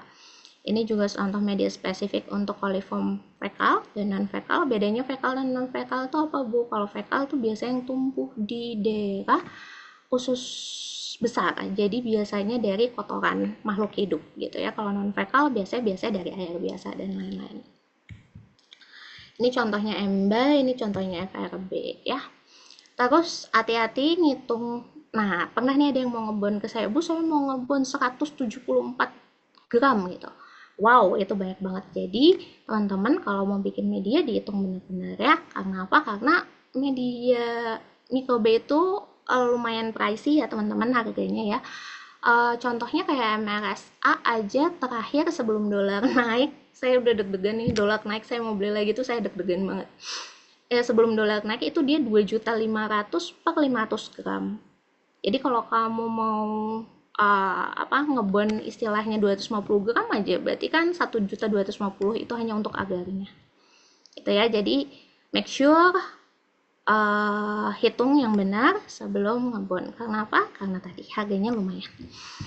Terus habis gitu hati-hati. Nah, hati-hati nih, kalian seringnya itu ada lagi nih teman-teman yang bikin agar tapi agarnya nggak ngeset. Jadi udah bikin, terus Bu agarnya nggak ngeset, Bu ini salah agarnya. Enggak. Jadi teman-teman, yang namanya bikin media itu harus kita pastikan dia itu homogen dulu sebelum disterilkan. Karena apa? Karena kalau misalnya dia tidak homogen, terus langsung kita sterilkan, itu biasanya dia tidak akan menjendal atau tidak akan membentuk agar nanti ketika dingin. Jadi, makanya ada tahapan dia diaduk di hot plate dulu kan ya, di steril di hot plate, itu minimal banget 30 menit, minimal banget. Tapi kalau mau agarnya jadinya bagus, itu paling aman sejam sebenarnya, kalian hot plate. Sebelum nanti dimasukkan ke dalam autoclave untuk steril. Ya, itu juga banyak anak-anak yang overthinking, saya udah bikin agar 3 kali tapi semuanya nggak mau padat. Ini gimana ya, Bu ya? Apakah produsennya gagal atau apa? Alasannya tadi ya, jadi dia belum homogen, jadi belum tercampur dengan benar, udah disterilisasi. Biasanya kayak gitu. Nah, ini ya cara penuangan media yang benar. Ini nanti ada medianya. Nanti kita nggak pakai sumbat kapas ya, tapi kita pakai jar biasa, jar klep. Gitu. Jadi teman-teman, kalau tutupnya, kalau yang tadi bentuknya jar atau duduran, tutupnya itu harus yang bagian dalam itu mengarah ke api. Jadi misalnya nih, gimana ya? Ada botol aku nggak ada ya, aduh sedih deh saya. Jadi misalnya nih tutup nih, botol minum saya deh. Nih, tutup nih. Kan ada bagian dalamnya ya. Mana ya? Bagian dalamnya tahu kan ya? Bagian dalamnya ini nanti harus dibuka gini nih. Jadi dia yang terpapar sama api. Jadi nggak boleh dibalik. Bentar, ini ada sedotannya. Saya buka sedotannya dulu. Ternyata keras juga. Oke. Nah, ini kan misalnya tutup botol ya. Mana ya? Ini tutup botol ya teman-teman ya. Ada bagian ini, bagian ini. Nah, kalau ini meja nih, contohnya. Bentar ya, saya boleh ini nggak pakai blur my background ya. Nah, nih, teman-teman bisa dilihat kan ya. Jadi, ini tutup jar nih. Dalamnya ini yang harus kena panas. Jadi boleh taruh di meja nggak, Bu? Boleh. Tapi taruh mejanya dalam kondisi kayak gini nih. Ini meja, ini taruh. Tapi kalau kebalik kayak gini apa? Kontam udah. Karena apa? Karena kotoran di meja bisa masuk ke bagian dalamnya. Gitu ya. Jadi hati-hati. Kayak hal-hal sepele kan sebenarnya kelihatannya ya, tapi sangat mempengaruhi hasil kalian besok ya. Bentar, saya ganti virtual background-nya lagi. Mana ya?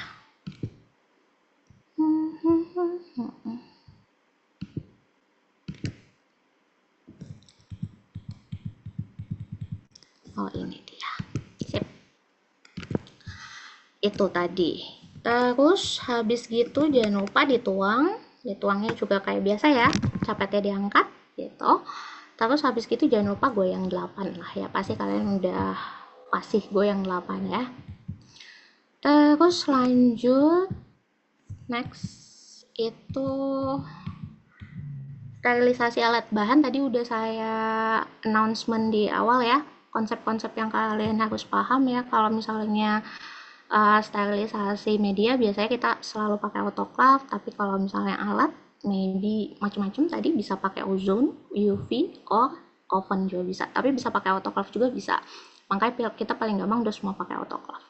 Contohnya, kenapa ada hal yang tidak bisa di autoclave? Contoh paling gampang, plastik wrap kemasannya, atau enggak plastik sling yang mau kalian sterilisasi kan nggak mungkin pakai autoclave. Nanti yang ada tinggal dia udah ini ya, udah kebakar gitu, nempel semua. Jadi biasanya itu kita pakai ozone or UV biasanya gitu ya. Terus ini sterilisasi autoclave, intinya seperti itu penggunaan autoclave. Nah, ininya penggunaan autoclave terutama untuk yang di Sindang Sari itu adalah Tommy 500 XX SX gitu ya. Mungkin kalian bisa cari tahu di YouTube bagaimana cara pakainya.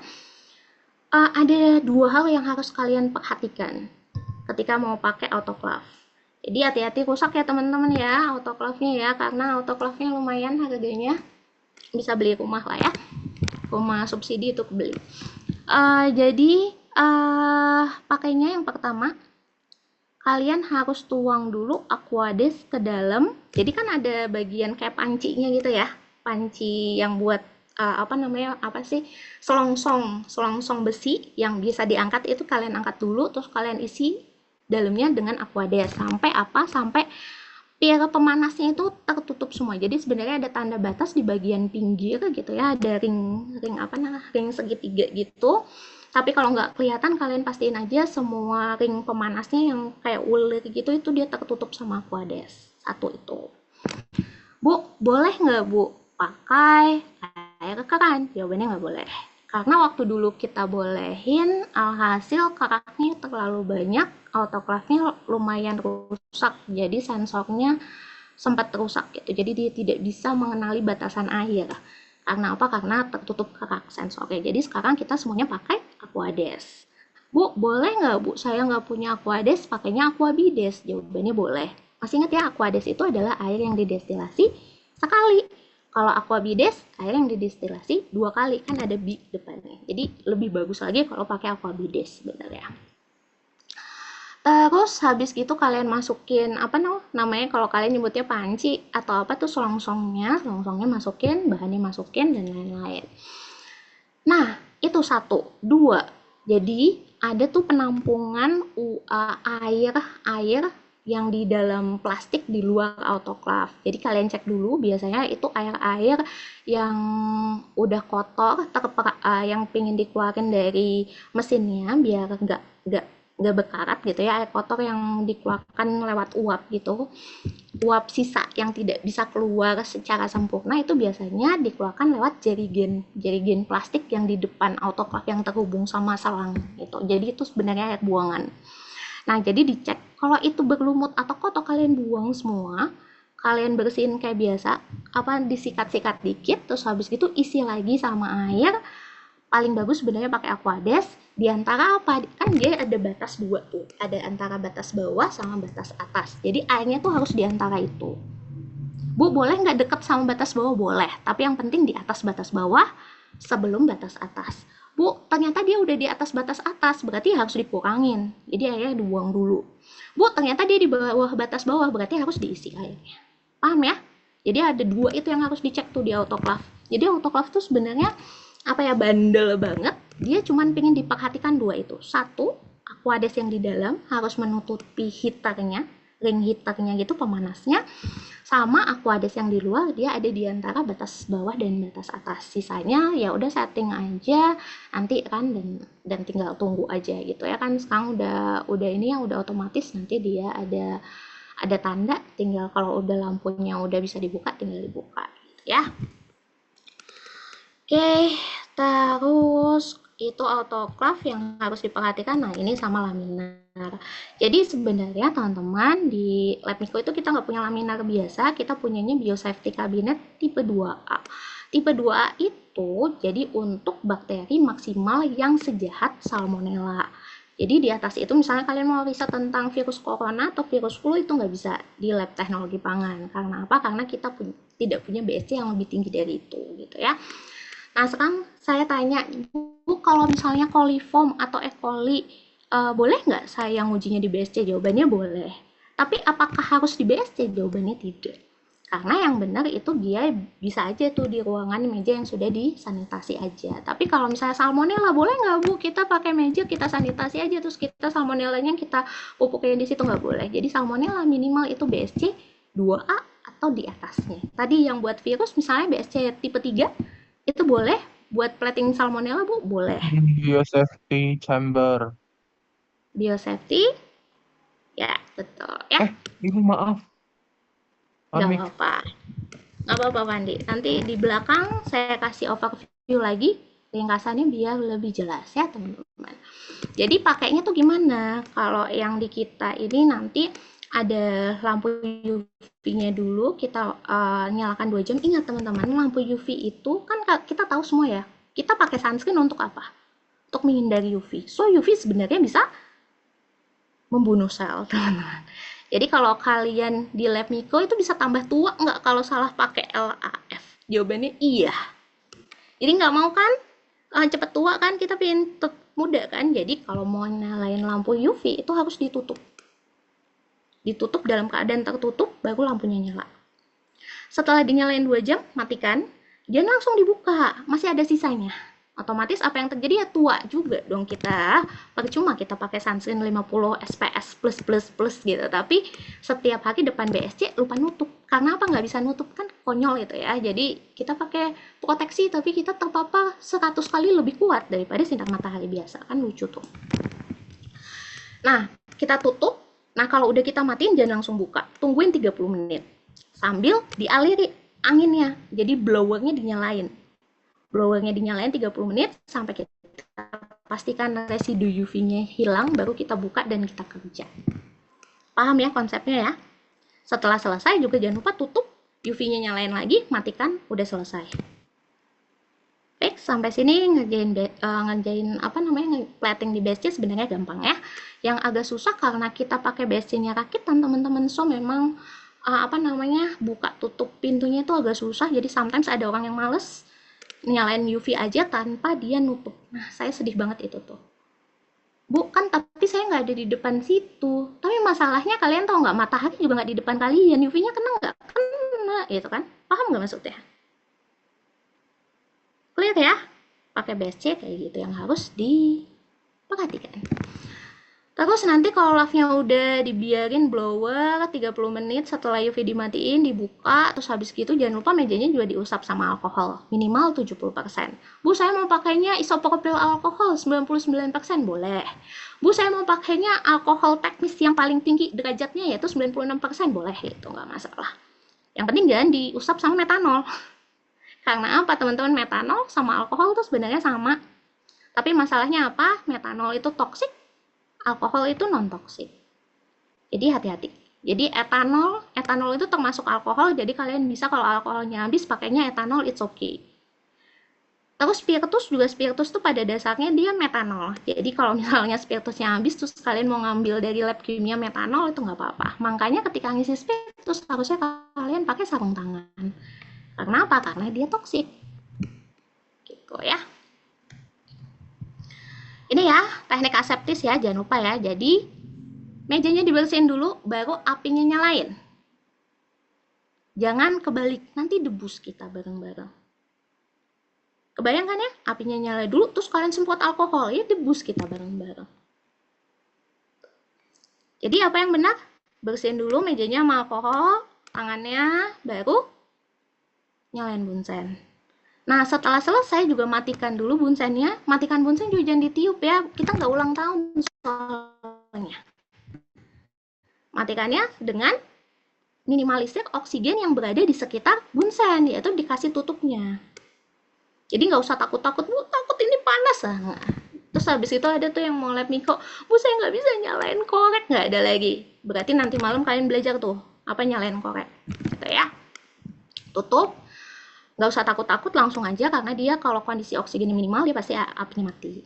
Jangan ditiup karena bunsen itu dia tadi ada spiritus di dalamnya, jadi ditiup juga nggak akan apinya nggak akan padam gitu. Nah, jadi dimatikan dulu, setelah dimatikan apinya baru dielap lagi terakhir gitu ya. Jadi tadi sebelum mulai lap alkohol dulu, baru nyalain api, terakhir apinya matiin dulu, mejanya baru diberesin. Itu ya konsep aseptis tuh gitu. BSC juga sama ya tadi sebenarnya sama lav. Makanya tadi saya udah bilang, jadi intinya kalau UV-nya nyala harus kondisi tertutup. Setelah dimatikan, biarin dulu dia jangan langsung dibuka, biarin dulu blowernya jangan lupa nyalain biar sisa-sisa UV-nya itu keluar. Terus habis gitu baru bisa dipakai kayak biasa. Kalau BSC nggak kayak lav. Kalau lav kan boleh tuh pakai 70%, tapi BSC kita selalu saranin pakai alkohol 90%. Untuk apa? Untuk menjaga sanitasi di dalamnya itu lebih ketat dibandingkan meja biasa atau lav biasa gitu ya. Ini mikropipet, ingat ya, one step, two step gitu ya. Jadi kalau mau nyedot pertama one step, kalau nanti mau mengalirkan tadi yang sudah disedot pertama itu adalah two step gitu ya. Jangan ketika nyedot two step. Karena apa? Nanti dia too much. Jadi dia akan lebih banyak daripada yang kita harapkan gitu ya. Terus perhatikan mikropipetnya ya. Jadi ada yang dia dalam bentuk yang bisa diputar, ada juga yang udah stagnan gitu ya. Jadi nanti kalian cek dulu mikropipet yang ada di depan kalian, nanti ada tulisan tuh, misalnya ada tulisan ini mikropipet 1 mili ya, berarti cuma bisa dipakai 1 mili aja gitu ya. Tapi kalau bisa dipakai 0,1 atau 1, nggak ada tulisannya dia stagnan, ya udah kalian bisa mutar sesuai kebutuhannya kalian.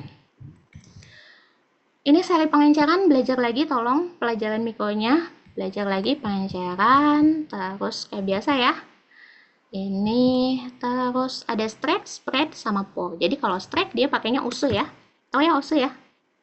Yang jagumnya kayak kawat, itu use, itu namanya strike. Masih ingat 4 kuadran, 3 kuadran, 2 kuadran gitu gimana cara strike-nya?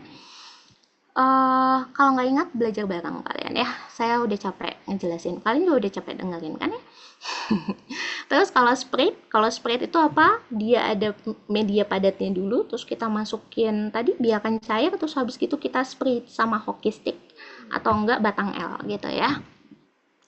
Kalau pour kayak biasa, kita biakin dulu. Pertama biarkan cairnya, terus habis gitu kita pour sama agarnya, kita tunggu set, baru kita balik gitu. Spread, pour, terus apa lagi ya? Oke, transfer kultur harusnya bisa sih ya kalian ya. Jadi ingat ya, setiap ketika kita mau pindah dari kuadran 1 ke kuadran 2, ke kuadran 2 ke kuadran 3 dan selanjutnya itu harus dibicarakan dulu. Jadi sisa-sisa biakan sebelumnya itu harus dihilangkan terlebih dahulu sebelum kita tarik biakan di akhir untuk masuk ke kuadran berikutnya. Terus nah ini sengaja saya taruh di terakhir, karena apa? Karena ini yang harus kalian ingat-ingat ya. Jadi ada yang namanya BSC, mikroorganisme level 1 tadi yang nggak perlu BSC. Jadi bisa di mana aja, contohnya kayak Bacillus subtilis, E. coli, terus kayak kalian biasa sehari-hari coliform, apalagi tuh aureus juga masih bisa di sini. Yang level 1 itu bisa kayak kalian biasa aja, plating PCA gitu kan ya, total plate count agar gitu ya. Masih level 1 itu dia tidak menyebabkan penyakit pada manusia dan hewan yang sehat. Jadi selama kalian sehat, kalian nggak akan sakit gitu ya. Biasanya E. coli menyebabkan diare pada apa? Pada orang yang biasanya imunitasnya di bawah rata-rata gitu. Terus kalau mikroorganisme level 2 itu dia patogen yang bisa menyebabkan sakit ke manusia atau hewan, tetapi dia tidak menimbulkan bahaya serius untuk orang di sekitarnya. Jadi nggak nular intinya ya. Jadi kalau mikroorganisme level 2 tadi pakai BSC tipe 2. Contohnya tadi Salmonella kan dia penyebab tipes ya. Jadi tipes kan nggak nular gitu ya. Atau E. coli yang sudah bermutasi. Contohnya kayak EPEC, EHEC, ETEC gitu ya. Maksudnya apa Bu EPEC? Jadi yang dia jadi sebenarnya ada tuh E. coli O157H7 di mana dia disisipi virus Shigella dysentery. Jadi dia pupnya itu udah diare plus berdarah. Makanya tingkat letalitas atau mortalitasnya itu lebih tinggi dibandingkan E. coli biasa. So E. coli ini masuk di level 2. Tadi ya di di lab MKP kita cuma bisa sampai tipe 2. Terus habis gitu ada juga level 3. Biasanya level 3 ini dia nular teman-teman. Contohnya adalah TBC, Mycobacterium tuberculosis. Kalau keempat, udah bahaya banget. Kayak kemarin waktu corona pertama kali ditemukan yang invasif banget, ke orang cepat banget nularnya, itu kita masuknya keempat. Dan juga dia menyebabkan letalitas atau mortalitas yang sangat tinggi dan sangat mudah untuk menular. Itu biasa level 4. Level 5 ada nggak? Nggak ada. Jadi jangan ngadi-ngadi ya, Bu, saya mau pakai BSC tipe 5. Nggak ada. Ya, di dunia ini adanya maksimal di tipe 4. Jadi tipe 4 itu dipakai untuk apa tadi? Bahaya yang tadi tingkat kematiannya tinggi plus dia bisa menular dengan sangat cepat. Kalau ketiga tadi dia bisa nular, terus tingkat kematiannya juga cukup tinggi gitu. Kalau yang kedua biasanya dia patogen, bisa menyebabkan sakit yang parah gitu, tapi dia tidak terlalu menular, biasanya 2 gitu ya. Yang sisanya lainnya ya biasa aja, level 1 kita sebutnya. Oke, yang ini sisanya ini ya, GLP bla bla bla. Kalian biasanya sebenarnya udah sering baca di poster-poster gitu ya. Jadi nanti kalau misalnya ada apa-apa, ada nomor yang bisa dihubungin ya. Nomor yang bisa dihubungin itu ada nomor dosen penanggung jawab atau satpam, itu kepala satuan pengamanan. Ada juga nomor OB yang bertanggung jawab, Mang Juli juga ada di situ. Kalau misalnya terjadi apa-apa bisa kalian lihat bahayanya, siapa yang bisa dikontak dulu. Tapi ingat, please kontak saya terus. Jadi kalau ada apapun di lab, please kontak gitu ya. Jangan diem-diem aja, overthinking, nangis dulu baru kontak gitu. Jadi as soon as possible kontak, karena apa? Semakin cepat kalian ngasih tahu masalahnya, semakin cepat kita beresin bareng-bareng gitu ya. Oke, sampai sini terima kasih. Ada yang mau ditanyakan?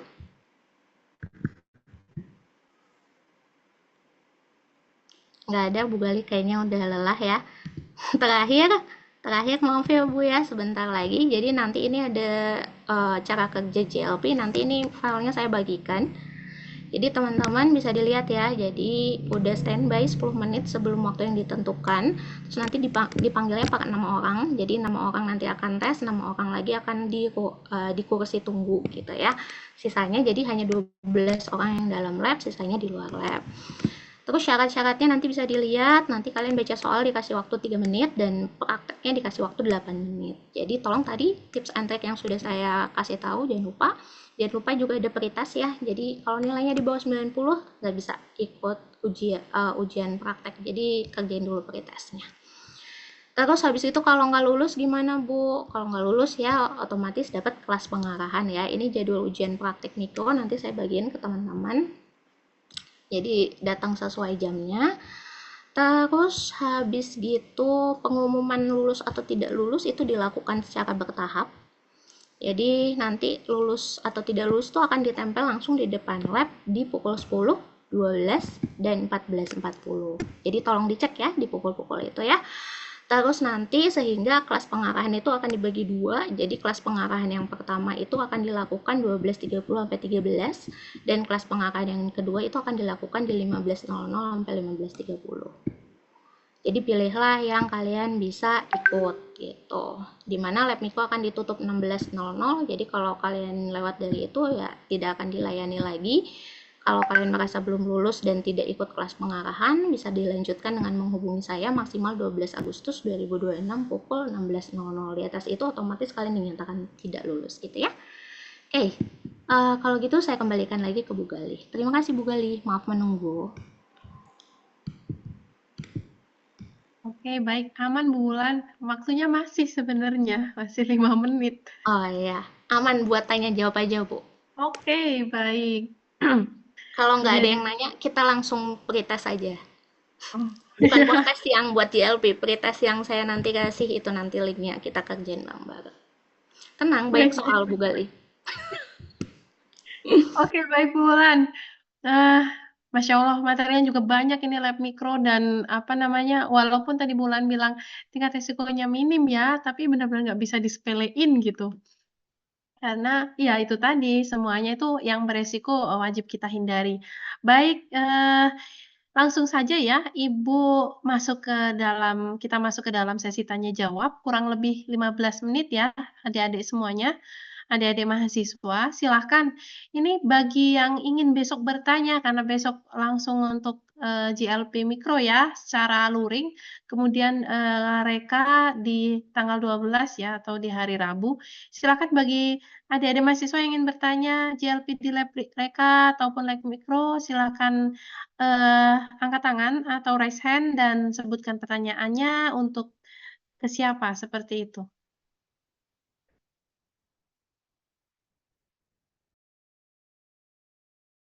Oke, baik. Rizkia Aridahak.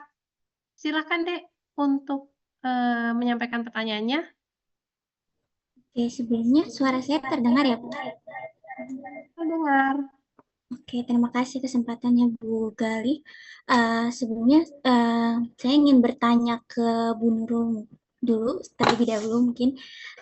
Jadi yang ingin saya tanyakan adalah terkait dengan penggunaan kabinet, itu kan Bu Nurul sempat mention kalau penggunaannya diizinkan sampai sekitar 48 jam ya Bu. Nah, yang ingin saya konfirmasi adalah jadi untuk penggunaan kabinet sendiri sebenarnya apakah ada batas maksimal penggunaan secara berkalanya atau tidak gitu. Jadi apakah tetap harus ada jeda-jeda atau sebenarnya ada batas lamanya gitu untuk penggunaan kabinet itu sendiri. Kemudian mungkin saya izin ke pertanyaan langsung kedua ya Bu ya kali ya.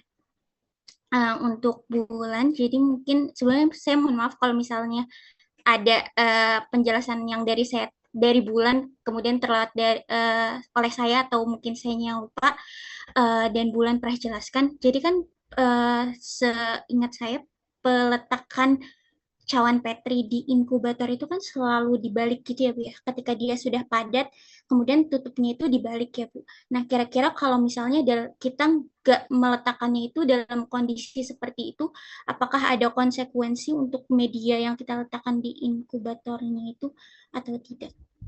Mungkin kurang lebih itu pertanyaan saya Bu. Terima kasih. Oke, baik. Terima kasih Rizkia.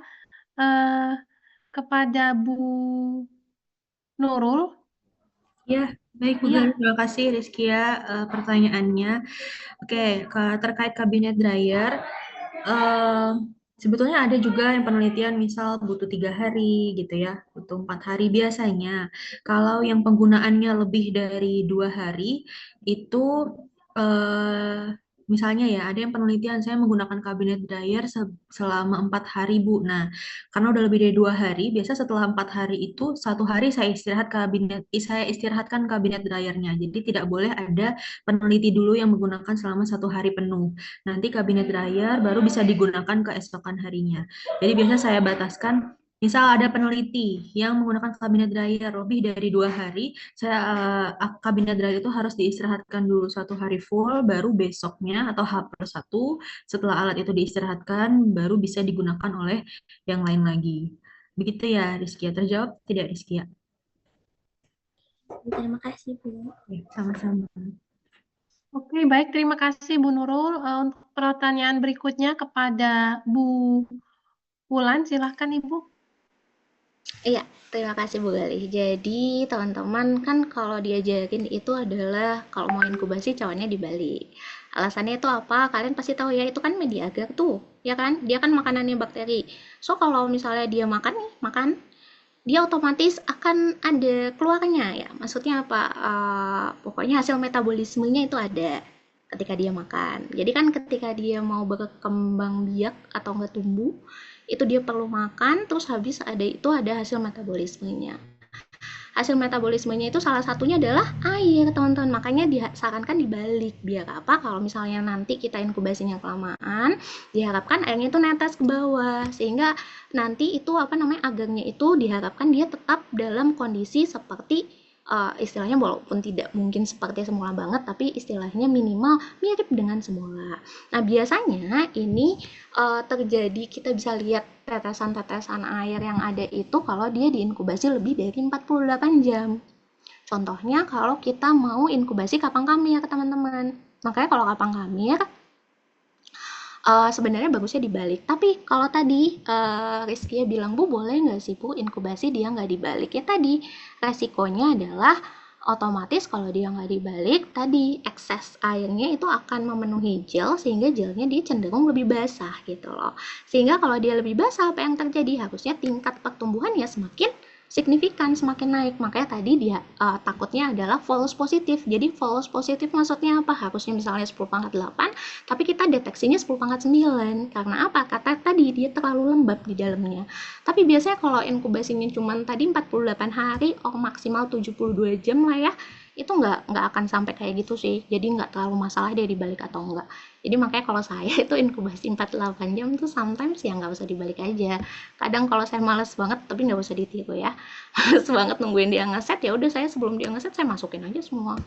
Biar dia ngeset di inkubator. Tapi tidak boleh ditiru, itu adalah teknis yang digunakan ketika kepepet. Jadi udah mau maghrib saya mesti pulang, ya udah kayak gitu aja. Gitu ya. Jadi intinya kalau di lab mikro jangan overthinking, semua masalah pasti ada solusinya asal kalian sharing sama orang yang duluan masuk lab, intinya gitu. Kebetulan yang duluan masuk lab ya dosen-dosen kalau gitu ya. Oke, cukup Bu Galih, terima kasih. Oke, baik Bu Wulan. Oke, Ibu masih buka sesi pertanyaan atau diskusi kita ya yang terakhir ini. Silahkan untuk kurang lebih 2 penanya lagi ya. Apakah ada yang ingin bertanya?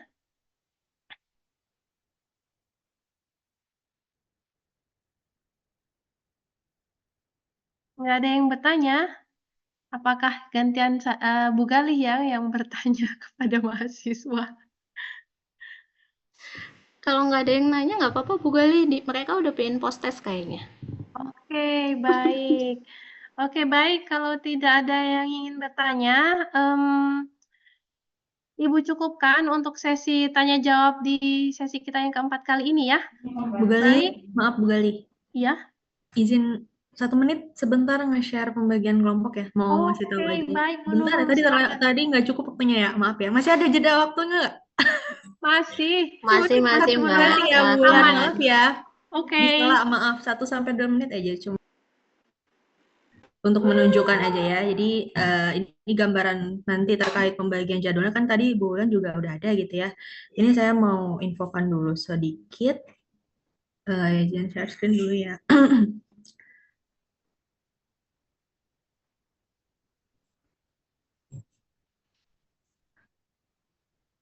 Oke, ini kurang lebih pembagian kelasnya. Ini sudah saya sesuaikan dengan lab Anpang. Jadi tidak ada, insya Allah tidak ada yang bentrok ya, tapi nanti mohon teman-teman cross-check lagi antara jadwal lab mereka dan lab Anpang, karena kalau dari saya dan Bu Winda udah cross-check nih, dari kami nggak ada, tapi barangkali ternyata kami ada yang terlewat, mohon bantuannya juga untuk segera konfirmasi. Di sini misalnya ya, saya beri contoh, ada Najwa.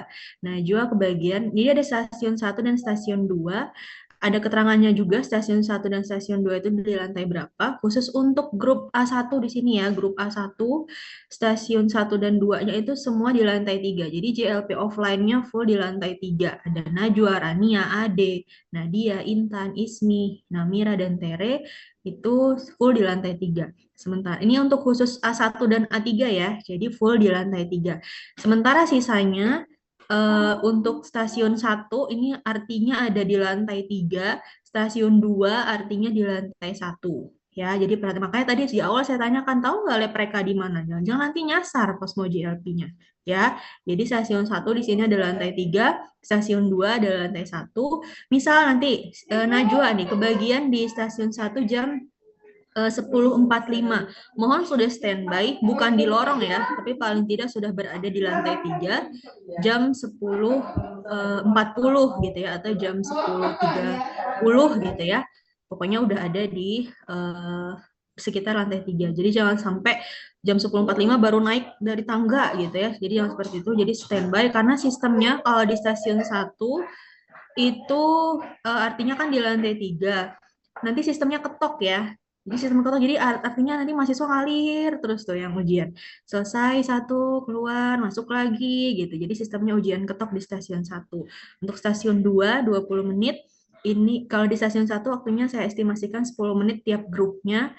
Kalau di stasiun 2 ini 20 menit kalian mempraktekkan bagaimana cara menghidupkan alat, mematikan alat. Jadi tidak ada penjelasan sama sekali, full ketika baru sampai teman-teman diminta untuk coba peragakan cara menghidupkan alat A, coba peragakan cara mematikan alat A gitu ya. Jadi nanti tolong dipelajari prosedurnya, ada videonya nanti kalian bisa pelajari. Untuk lokasinya juga bisa teman-teman cek, nanti filenya juga ada ya, cuman yang saya ingin highlight adalah tolong standby 5-10 menit sebelum jadwal yang sudah ada di file ini, nanti akan saya share ya. Jadi sebelum 5-10 menit sebelum jadwal yang ditentukan, mohon sudah standby di lokasi yang sudah ditentukan. Ya, oke, itu dari saya Bu Gali, Bu Wulan. Terima kasih. Oke, baik. Terima kasih Bu Nurul.